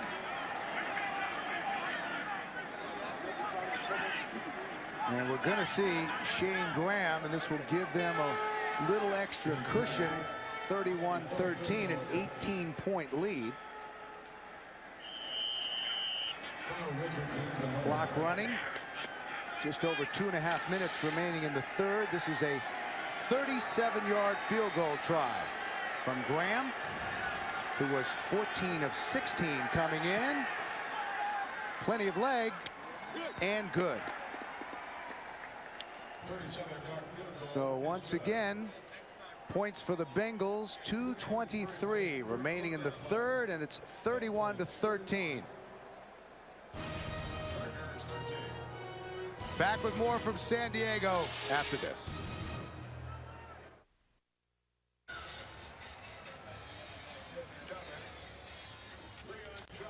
Back in San Diego, and there was, I don't know if you got a chance to read that, but a proposal message. Charlene and Mark, we wish you all the best. Well, we don't know what she said. She might have said, heck no. Short kick that's taken at the 15 by Leon Johnson. Another good return, bursting through to the 44, and that's where San Diego will take over 1st and 10. 2:18 left in the 3rd. Cincinnati trying to keep pace with the Ravens in the AFC North. Baltimore with an exciting come-from-behind win over Seattle, 44-41. And the Bengals have been an offensive machine on the ground over the last few weeks. San Diego trying to come back from the 44. Flutie will throw up the sidelines, intended for Boston. That was a nice adjustment, but he couldn't hang on. James was able to recover. And once again, let's check in for an update in New York with Jim Nance. All right, thank you, guys. This has been Comeback Sunday. And how about the Titans? They were down 21-0 in the first quarter, and they have now taken the lead. This is Justin McCarron, 58 yards for the go-ahead score, 28-24, 3rd. Tennessee in front. Well, let's go back to Bill and Beasley. All right, big game for Tennessee because they're a half game behind Indianapolis. Flutie on 2nd down will throw again. Lorenzo Neal, the fullback, powers his way to the 47-yard line in Cincinnati territory. Well, Monday on CBS, it's the most intense CSI Miami yet. A victim is shot, then attacked by a shark. That's a bad. That is a bad day. The prime suspect is one of CSI's own. Don't miss an all-new CSI Miami Monday at 10, 9 Central on CBS. It's a great show. Has that ever happened to you, Bill? No. You got shot and then got attacked by a shark? No. That's just a bad That's when you want to go back to bed. Clock running, nearing the end of the 3rd. San Diego trying to make something happen, and they almost did there. That was almost picked off by Torrey James. Intended for David Boston on the out route. Torrey in perfect position on the route. I don't like that backpedaling technique there. But a little sloppy on the technique, but he's learned from some of the great players in this league, a veteran guy. He could see the drop. Sometimes you can read the quarterback's drop, but he learned from Atwater and Rod Woodson, playing with those guys. He's been in 2 Super Bowls, so Torrey knows how to play in the big games. 2nd and 10. Tomlinson. Little stutter step. Gets it to the 44-yard line. Hardy and Ross, the 2 linebackers, made the stop. You know, talking to Torrey James, he's a real student of the game. He has all kinds of videotapes of games around. He saves them all. Yes. Individual tapes of receivers in the National Football League, and he can kind of pull out a tape on any guy he's going to face. And he said, you know, one of the things that I want to do is teach some of the young guys coming up like people taught me. It's his turn. And I want to assume more of a leadership position. 3rd and 7. Riche Caldwell is back in the game. Spread formation for San Diego on the slant. Boston almost got away. Got it down to the 32. Kevin Casevaharn made the stop after a pickup of 12. David Boston, as I said earlier, you don't want to bump and run this guy. See how Torrey James maintains his separation and then is thrown right off of him because of his size. 6'2", 245, a workout nut. Would like to be a personal trainer after his career. I mean, really interested in the human anatomy. Has read several books on the topic. Probably the last play of the 3rd quarter. San Diego trying to make this interesting. And overthrown. Kasim Osgood, the rookie, was the intended receiver. And once again, let's check in with Jim Nantz in New York. All right, guys, a little history right here. The Raiders are coming back on the Chiefs, and Rick Meyer finds Jerry Rice catch number 1,500 of his legendary career and his first touchdown since last season's Super Bowl. Raiders are within 3 as we begin the 4th quarter. Let's go back to Bill and Beasley. All right, Jim, thank you very much. A lot of people wondered how Kansas City would respond to the first loss of the season last week against Cincinnati. Oakland making it close. 2nd and 10 for San Diego. 14 seconds remaining in the 3rd. Boston. James brought him down, and that will be the final play of the 3rd quarter. There's Jon Kitna, 4 touchdown passes on the day. Our score, the Bengals 31, San Diego 13, and we'll return to San Diego right after this word from your local station.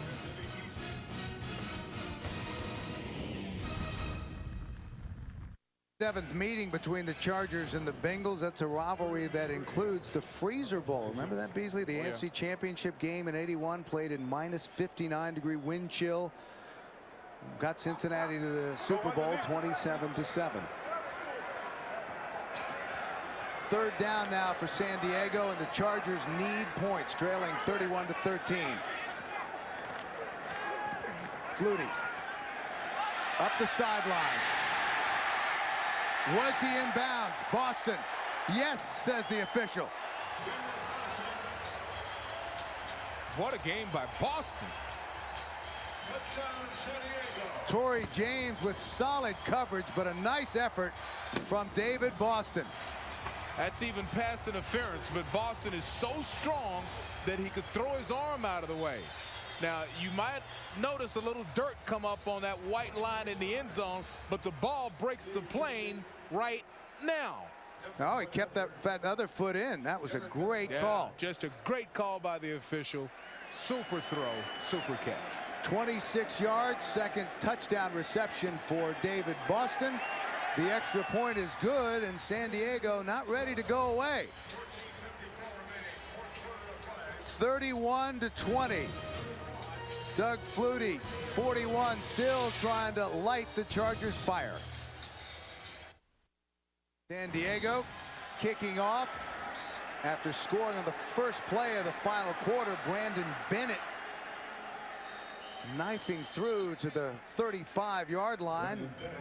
David Boston, 7 catches, 116 yards, 2 touchdowns. And Friday, the Home Depot SEC on CBS rocks the holiday when the Arkansas Razorbacks tangle with the Bayou Bengals of LSU. LSU trying to keep their national championship title hopes alive. That's Friday here on CBS. 8 plays, 57 yards, just under 2.5 minutes. Second touchdown of the day for David Boston. Spread formation for Cincinnati. 1st and 10 from their own 34. Warwick on the swing pass, still on his feet. Gets it out to the 40. He is so dangerous, Mr. Warwick. When we met with him yesterday, I was asking him why did it take so long for him to start doing the things that he did at Florida State. He's so dynamic. And basically, he said he just had to grow. You know, he had to grow as a receiver. Now he recognizes cover 2, cover 3. He knows the adjustment before they even snap the ball. His pre-snap reads are better now.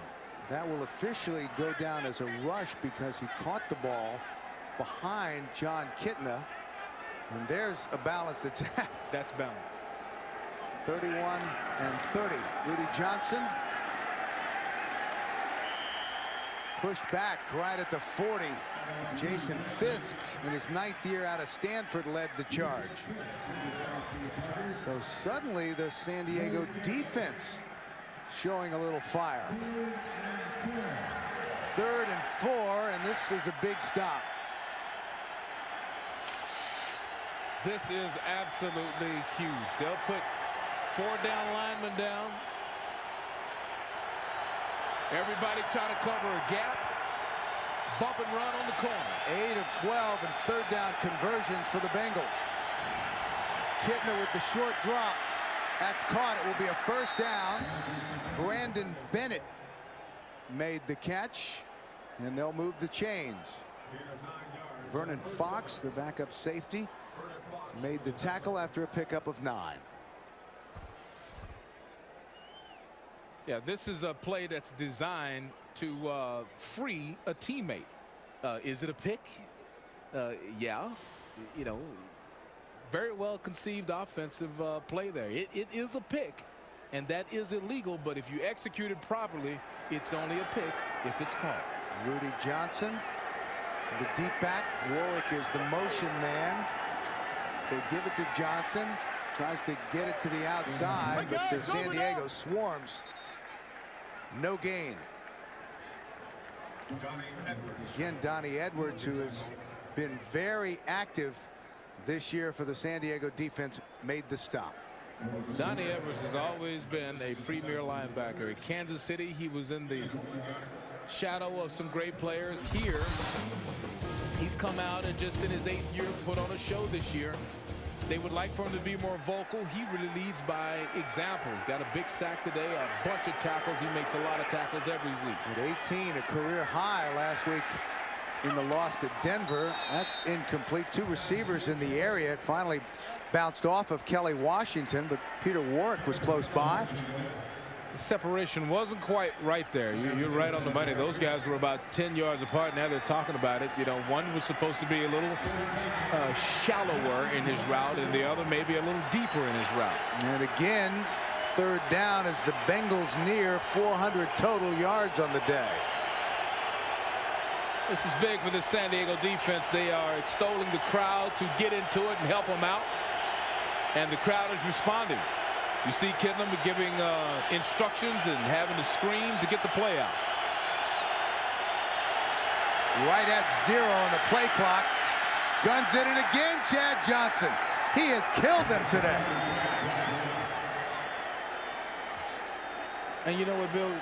Once again, he leans away from the defender on the catch. Most people just have to catch the ball. Watch him shield himself. See him slide away from the defender so he doesn't get hit. I mean, you have to be like, you know, you can take a cat and just kind of toss. I'm a cat lover, so don't take this wrong, folks. Toss a cat and he lands on his feet all the time. You have to have superior balance to be able to do that. And Kitna was right on the money. A pickup of 17, and that quiets the crowd. Rudy Johnson is the deep back. Cincinnati keeps it on the ground. Johnson to the 30. Terrence Keel was there initially. This can be a demoralizing drive. I mean, if they keep this going, this is the one that could just make San Diego give in and say, okay, we can't win this one. Dillon with 95. Johnson has 63. 418 total yards for Cincinnati now. Clock continues to run inside of 11 minutes remaining. 31-20 Cincinnati. So far this drive, 7 plays. 2nd and 7. Johnson, big loss. And a flag now. Marcellus Wiley was the first one there. Ben Lieber a little slow getting up. And we'll check the penalty.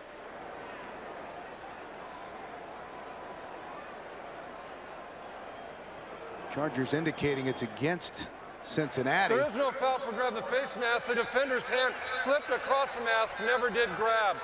The play stands as ruled. 3rd down. So no penalty. So you see the hand kind of, well, it comes a little bit later, like right there. Oh, that is a good call by the officials. He never closed his fingers around the face mask. They've had 3 or 4 of those today. Yeah, where they've reversed the call. Yeah. Loss of 8. Tony Correnti and his officiating crew has done a fine job today. 3rd and 15. How about this time? Kitna throws it up, and the Charger defense is held. But a flag, a late flag. Well after the play. Yeah, it's intentional grounding, and that's why Kitna is arguing his point here. And if there is a such thing as intentional grounding, this is it. Because he doesn't get outside of the tackle box. He basically goes straight back. Intentional grounding, offense, loss of down, 4th down. Yeah, John never really runs outside of the tackle box. The tackle box would be like, so, well, I hit my telestrator at the same time and it went crazy. But he stayed inside. I put 2 fingers on it at once and it went nuts. But he has to go outside of the tackle box, left tackle or right tackle, in order to be free to throw the ball away to protect himself. So Cincinnati will punt. Leon Johnson again, the deep man for San Diego. That was after the loss of 14 on the play with the intentional grounding penalty. Kyle Richardson standing at his own 35-yard line. They had the block on. Johnson takes it at the 10. And brought down at the 16. Brad St. Louis, who's usually the long snapper, made the tackle. A 43-yard punt, a 7-yard return. We're back. For those of you expecting to see 60 minutes, you're watching the NFL on CBS in the game between the Cincinnati Bengals and the San Diego Chargers. Bill McAtee along with Beasley Reese and Scott Kaplan. Our score is 31-20 Cincinnati. 60 minutes will be seen in its entirety immediately following this game, except on the West Coast, where it will be seen at its regular time. Big drive for San Diego. They keep it on the ground. Tomlinson out to the 20. We've seen some great comebacks today, including the one by the Ravens against Seattle. And San Diego now has closed the gap. They are a touchdown, a 2-point conversion, and a field goal away. With a lot of time. They just have to be very efficient right now. Baltimore winning today, going to 6-5. So Cincinnati, who came in tied with the Ravens for the lead in the AFC North, needs to win to keep pace. 9:10 remaining. Flutie on 2nd down. Incomplete. That was intended for the tight end Antonio Gates. Flutie pressured by Justin Smith. Antonio Gates, by the way, is the rookie out of Kent State, the free agent, as you watch Flutie kind of taking off running for his life. Throw and run. Goodness. But Gates had not played football since high school. He was a basketball player in college, was runner-up for Player of the Year in the Mid-America Conference, and Marty Schottenheimer thinks that he has a chance to be one of the premier tight ends in the National Football League. Big 3rd down for San Diego. 3rd and 7, 9:05 remaining. Flutie under pressure. keeps churning, but he'll be brought down by Justin Smith. Smith now with 3.5 sacks on the year. Former #1 pick out of the University of Missouri.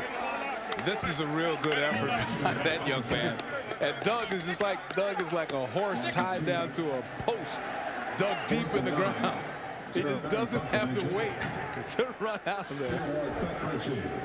So the Chargers will punt, and once again the San Diego defense will have to stop the Bengals. High kick. Warwick takes it and out of bounds at the 45. Good field position for Cincinnati after the 39-yard punt. 31-20 Bengals.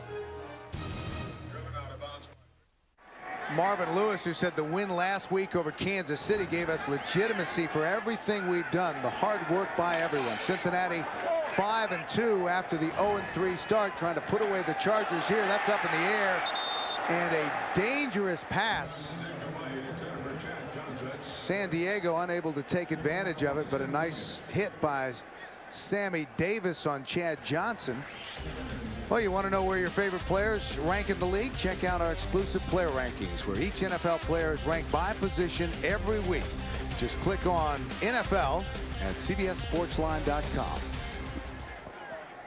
2nd and 10. 8:28 remaining. They'll keep it on the ground with Dillon.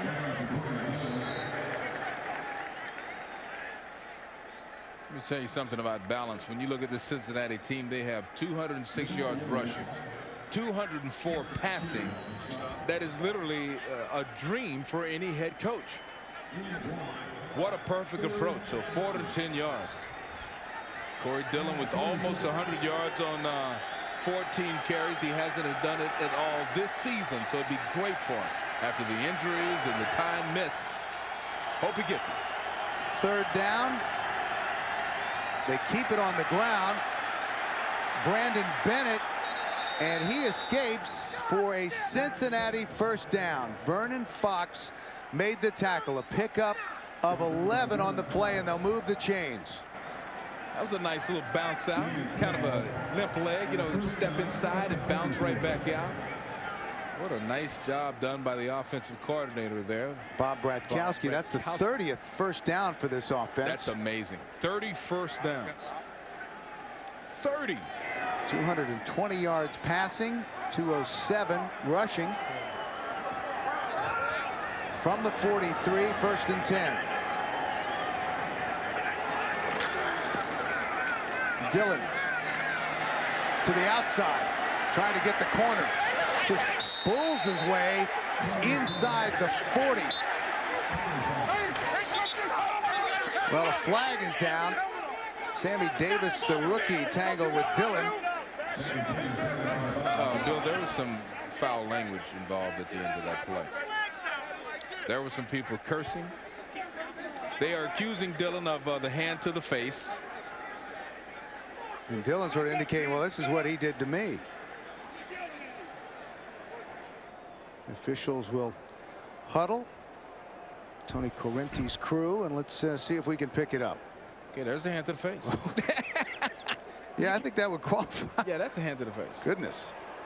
And a penalty comes out, and then all of the players attack. You take your helmet off, that's a penalty as well. So they'll have to sort this one. Dillon almost took his head off. The offensive runner had his hand on the face mask, never grabbed. Stiff arm is a legal play.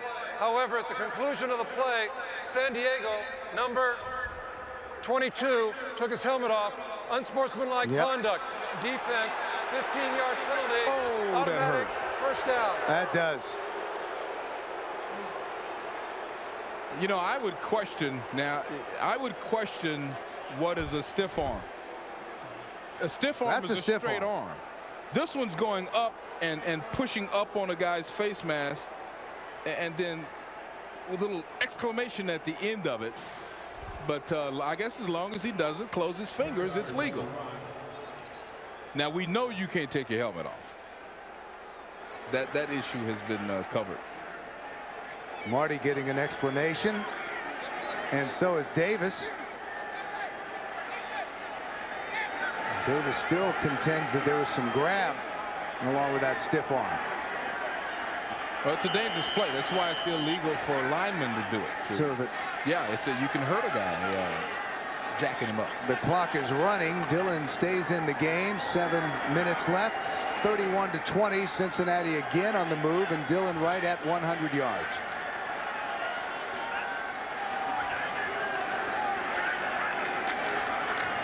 Dillon.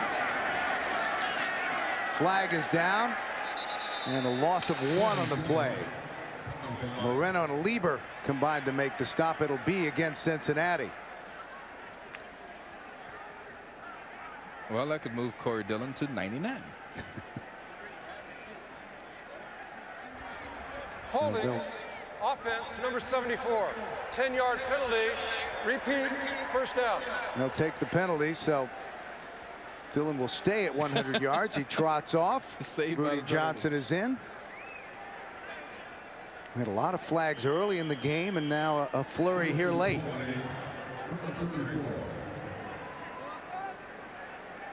See, there's an explanation from the running back coach about the difference between a stiff arm and a kind of an uppercut. Cincinnati 5 penalties, 6 for San Diego for 54 yards. 1st and 20. Johnson back down to the 28. Marcellus Wiley made the tackle. He missed some practice time this week because of a sore ankle. One of the leaders up front on this Charger defense. Well, tonight on CBS, if you find it hard to believe that more Americans watch adult entertainment than watch sporting events, there won't be any doubt after you watch 60 Minutes. That's all tonight, beginning with 60 Minutes here on CBS, America's most watched network. 2nd and 15. Clock continues to run inside of 6 minutes remaining. Kitna going for it. Chad Johnson, we're waiting for a ruling. They're saying incomplete. Sammy Davis had him stride for stride. Well, Sammy did such a good job that he was congratulated by Chad. That is nice coverage. It's a good throw. And, you know, we've had a couple of plays today where it's been 2 athletes streaking down the field, and who comes down with the ball? That time the rookie did a good job. Well, Chad Johnson with 3 touchdown catches. He joins a group of Cincinnati receivers, Bob Trumpy, Chris Collinsworth, Isaac Curtis, and Carl Pickens, to have caught 3 in a game, but no one has ever caught 4. Chad had a chance there. 5:36 left. Kitna on 3rd down. Under pressure. Throws it away. Wiley was all over him.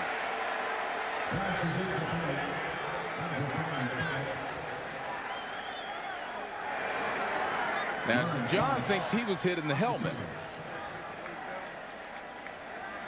So Doug Flutie will get another opportunity with just over 5.5 minutes remaining. But Shane Graham is on to try a long field goal. He was, during the warm-ups, out trying him and connected from 55 yards out. This will be from 47 yards away. Just enough leg by a hair. So it is now a 2-touchdown game.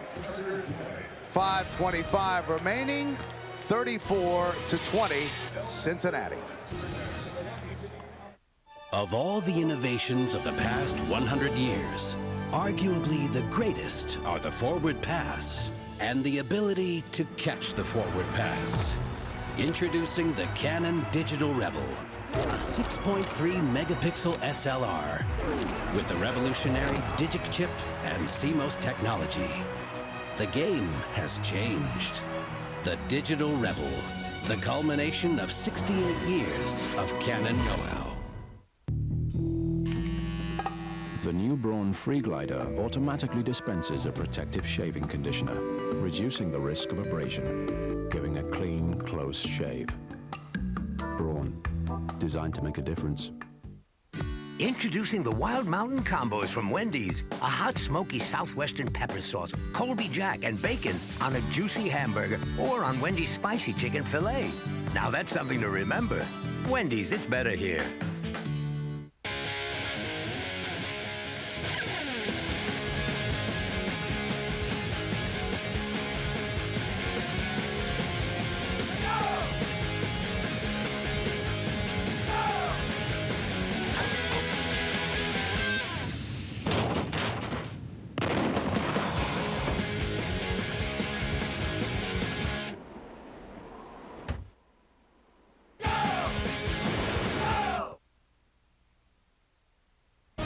NFL on CBS is sponsored by Canon.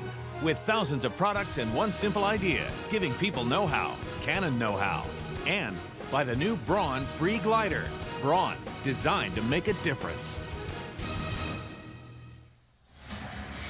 The Bengals have not had a very good record when coming out west. They're 6-25 in California and 4-9 here in San Diego. So to try and improve on that record, Marvin Lewis decided to spend the extra money and bring the team out a day early and let them get a little more acclimated before game time on Sunday, and that seems to be paying off today. Bengals lead it 34-20. Jon Kitna has been outstanding today, as has Chad Johnson for the Bengals. Leon Johnson is the deep man again for San Diego, awaiting the kickoff from Shane Graham. Last opportunity upcoming for San Diego. Johnson hits a wall at the 19-yard line. Rogers Beckett was the first one there. Well, tonight on CBS, a tragedy separated two young friends. And now, 30 years later, fate is bringing them back together. Oscar nominee Gary Sinise and Hallmark Hall of Fame's Fallen Angel. That's tonight at 9, 8 Central, here on CBS, America's most watched network. Last instructions for Doug Flutie, 10 of 28, 152 yards. 2 touchdowns today. Huge improvement on his individual struggles a week ago against Denver, and he had a quarterback rating in the first half less than 5. First down. How much magic does Flutie have left? Gets it away. That's caught. Pickup of 7. LaDanian Tomlinson brought down by Brian Simmons.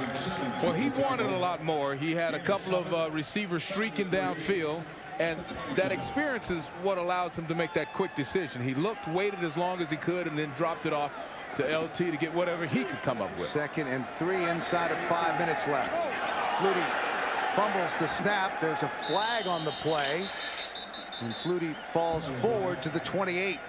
Yeah, that's going to be some type of a movement penalty on the San Diego Chargers, because Doug wasn't even looking at the center when he snapped. Ball bounced right into his legs. Illegal motion, offense, number 85, was not set at the snap. 5-yard penalty. Repeat, 2nd down. And that's going to be on Antonio Gates. I don't know how set Doug Flutie was. No, he's still looking. He wasn't set. He's looking up. He's getting his pre-snap reads. Is it cover 2? Are they going to blitz? So what's the defensive formation? And whoop, you know, there are good surprises and there are bad surprises. I think that was a bad surprise. So 2nd and 8 now from the 22. Flutie gets it off, and that's caught by Boston. A nice reception at the 37-yard line. So they'll move the chains, a pickup of 14. What a big day for Boston. This guy is, they're going to call the play with no huddle, but Boston is really putting on a show today. 130 yards now and 8 receptions, 2 touchdowns. 4:20 left. San Diego 2 touchdowns behind, and the out route again, it's Boston. And once again, they stay off Boston. They don't bump and run him. And just a reminder that coming up next, 60 minutes, except for those of you on the West Coast, when it will be seen at its normal time. And the reason they don't bump and run Boston, there's Torrey James. He's been covering him most of the day.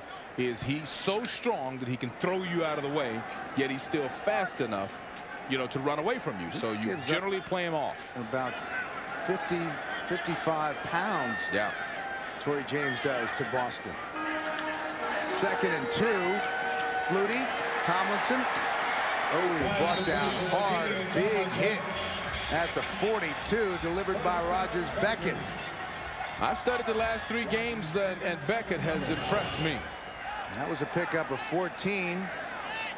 Chargers up to the line of scrimmage in a hurry. Clock continues to run. 3:50 remaining.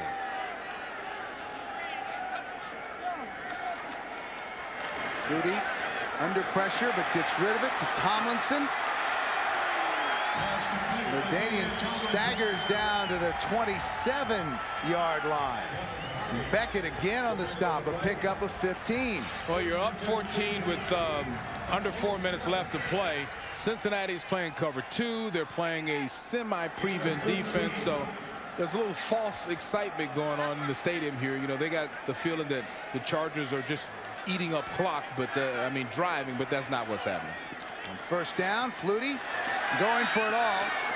And there's a flag. It was intended for Riche Caldwell and bumping with Artrell Hawkins. And the preliminary signal is pass interference against Cincinnati.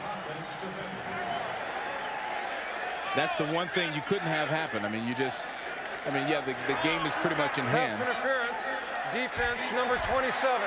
But you don't want to give them a quick score. First down. Because we've seen things happen in this league. An automatic first down. They'll spot it right at the 11. And that last field goal by Shane Graham could turn out to be big. 21 yards on the penalty. 3:08 remaining.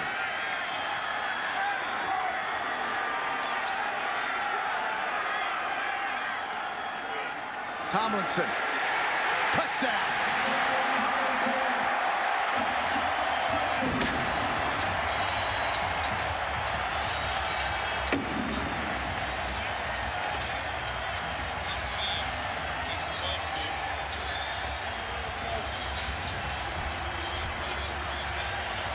Just power blocking by the offensive line, and LT once again finding the hole, showing his power. This guy's really special. 6-yard touchdown run. The all-important extra point is good, and San Diego has pulled to within 7 with 3:04 left. That was the one thing they couldn't have happen. They could not let San Diego have a quick score. The whole idea of a prevent defense is to force them to march their way down, give them 5 yards here or 10 yards there, make them eat up the clock. 8th touchdown run of the season. Congratulations there from Doug Flutie. 6 plays, 80 yards, and here's the touchdown again. Just a good read by Tomlinson, and good blocking by the offensive line. And suddenly, we're looking at a 7-point game. San Diego with all 3 of their timeouts remaining. Will they call upon their defense to stop what has been a very potent Cincinnati offense? Or will they onside kick it here, Beasley? Well, it looks like from the initial alignment that that's what they plan to do, or at least fake as if they're going to onside kick it. Now, when I look at what Cincinnati is sending up front, they have too many linebackers up there. If it's a possible onside kick, you need your hands people. You need your tight ends in there and a wide receiver or 2. Well, the Bengals want to talk it over. They want to get some hands people out there. That's what they want to do. Cincinnati. I think they're a little surprised. First charge team timeout. This is a 30-second timeout. 3:04 left, and all their timeouts, and then you've got the 2-minute warning as well. So if the defense can make a stand, the Chargers will get another chance. Well, the whole point when I say hands team, I mean usually when you suspect an onside kick, you bring your tight ends in, people who are used to handling the ball, running backs, fullbacks, and you take those linebackers and linemen and you put them over on the sideline.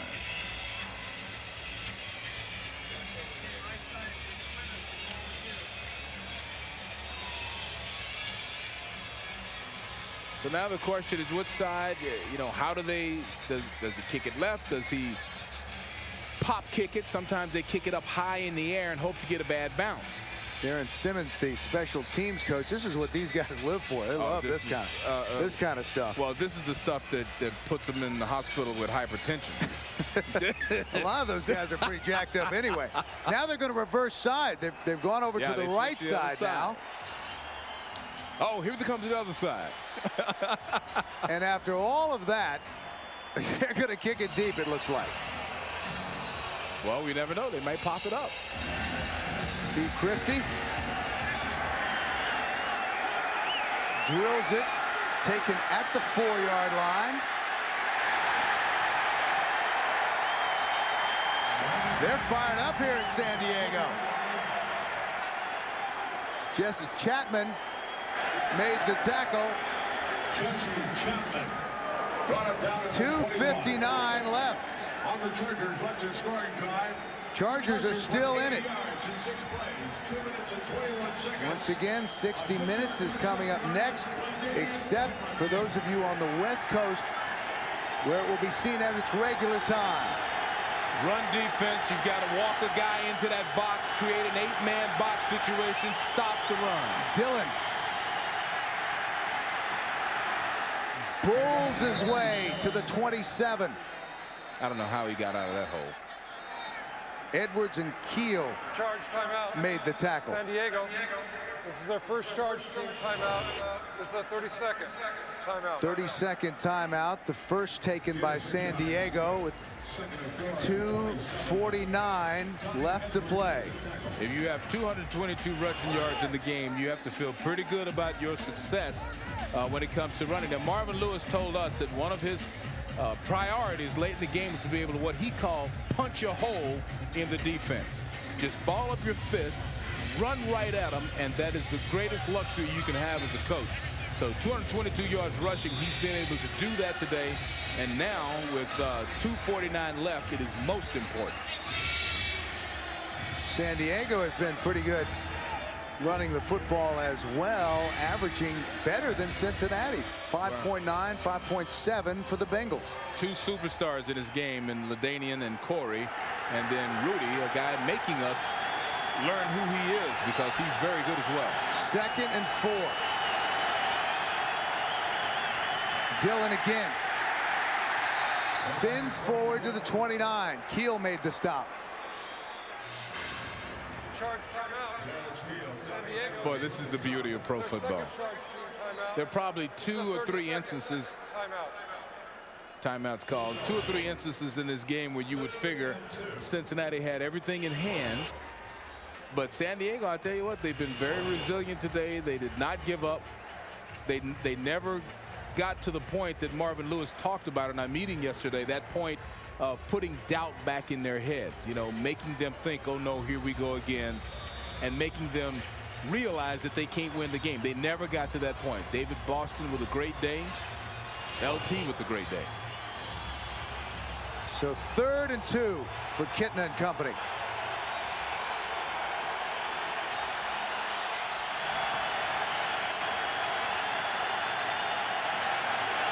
On their feet in San Diego. You don't often see this for a 2-8 team. Kitna will throw on the run. And a first down, complete to Warwick.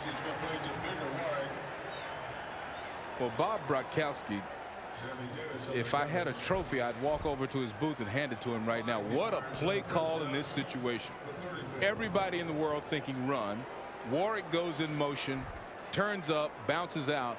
What a masterful job by the gentleman on your left side of your screen, the offensive coordinator, Bob Brakowski. Marvin told us that Peter Warwick is so important to the Cincinnati team. They design a lot of plays to get him the football, especially on 3rd down. So again, Cincinnati will keep the ball on the ground. That close to the 35, Rudy Johnson. You know, sometimes in golf they'll put a meter on a player's heart to see when his rate is up. You know, I'd like to put a monitor on both of these head coaches and these special teams coaches and these coordinators right now, because I tell you what, if San Diego gets their hands on this ball, you talk about some people really tighten their muscles up. Marty Schottenheimer said this has been a frustrating season, one of the most frustrating he's ever experienced, but he said he still enjoys going out on the practice field and teaching his players. He's talking to some of the young guys in his secondary right there. Those guys have had a long afternoon. Look at these coaches. See? Marvin. He's jacked I wonder up. what that heart rate says. Well, right as now. big as the win last week against Kansas City was, it would be the opposite if they let this one get away from them. So Marvin knows what's at stake. Plus, they have Pittsburgh coming up and Baltimore the week after that. If they're going to win the division, they need this game today. 2nd and 10 from the 34. 2:30 remaining in the game. Johnson leaps one man. Driven out of bounds at the 38 by Keel and Moreno. And once again, let's check in with Jim Nantz in New York. All right, guys, the Raiders and the Chiefs come down to a last-second field goal. Morton Anderson delivers the winner. Chiefs win. They're now 10-1. Let's go back to you. All right, Jim, thank you very much. We've had some great games today. Another exciting one going down to the wire. This one's been good. 2:25 remaining, and this could be ball game right here. 3rd and 5. Kitna. Caught. What a catch by Kelly Washington. They're going to bring it back and say he was down, but it may not matter because that's a first down with just over 2 minutes remaining. I excuse the dance that I was joking with Washington about. This is a tremendous catch. That will take us to the 2-minute warning. 34-27, Cincinnati. Hey, Tim. Thanks for being the designated driver. You mind giving my uncle a ride home, too? No problem. Great. How you doing?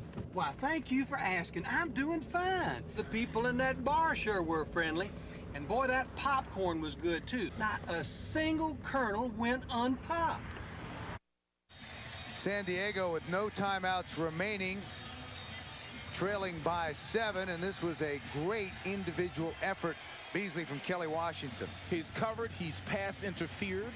I mean, there's contact before the ball gets there, and he still manages to bring it in. That's a super catch. They really think that he was a steal in the 3rd round of the draft. There were some questions about his neck as Jon Kitna takes a knee.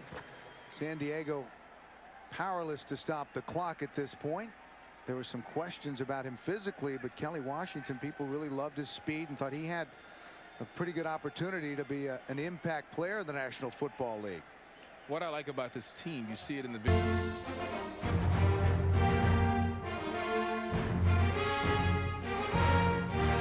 Coming in, including at Denver, the Broncos fall to the Bears. That's Cordell Stewart sneaking across.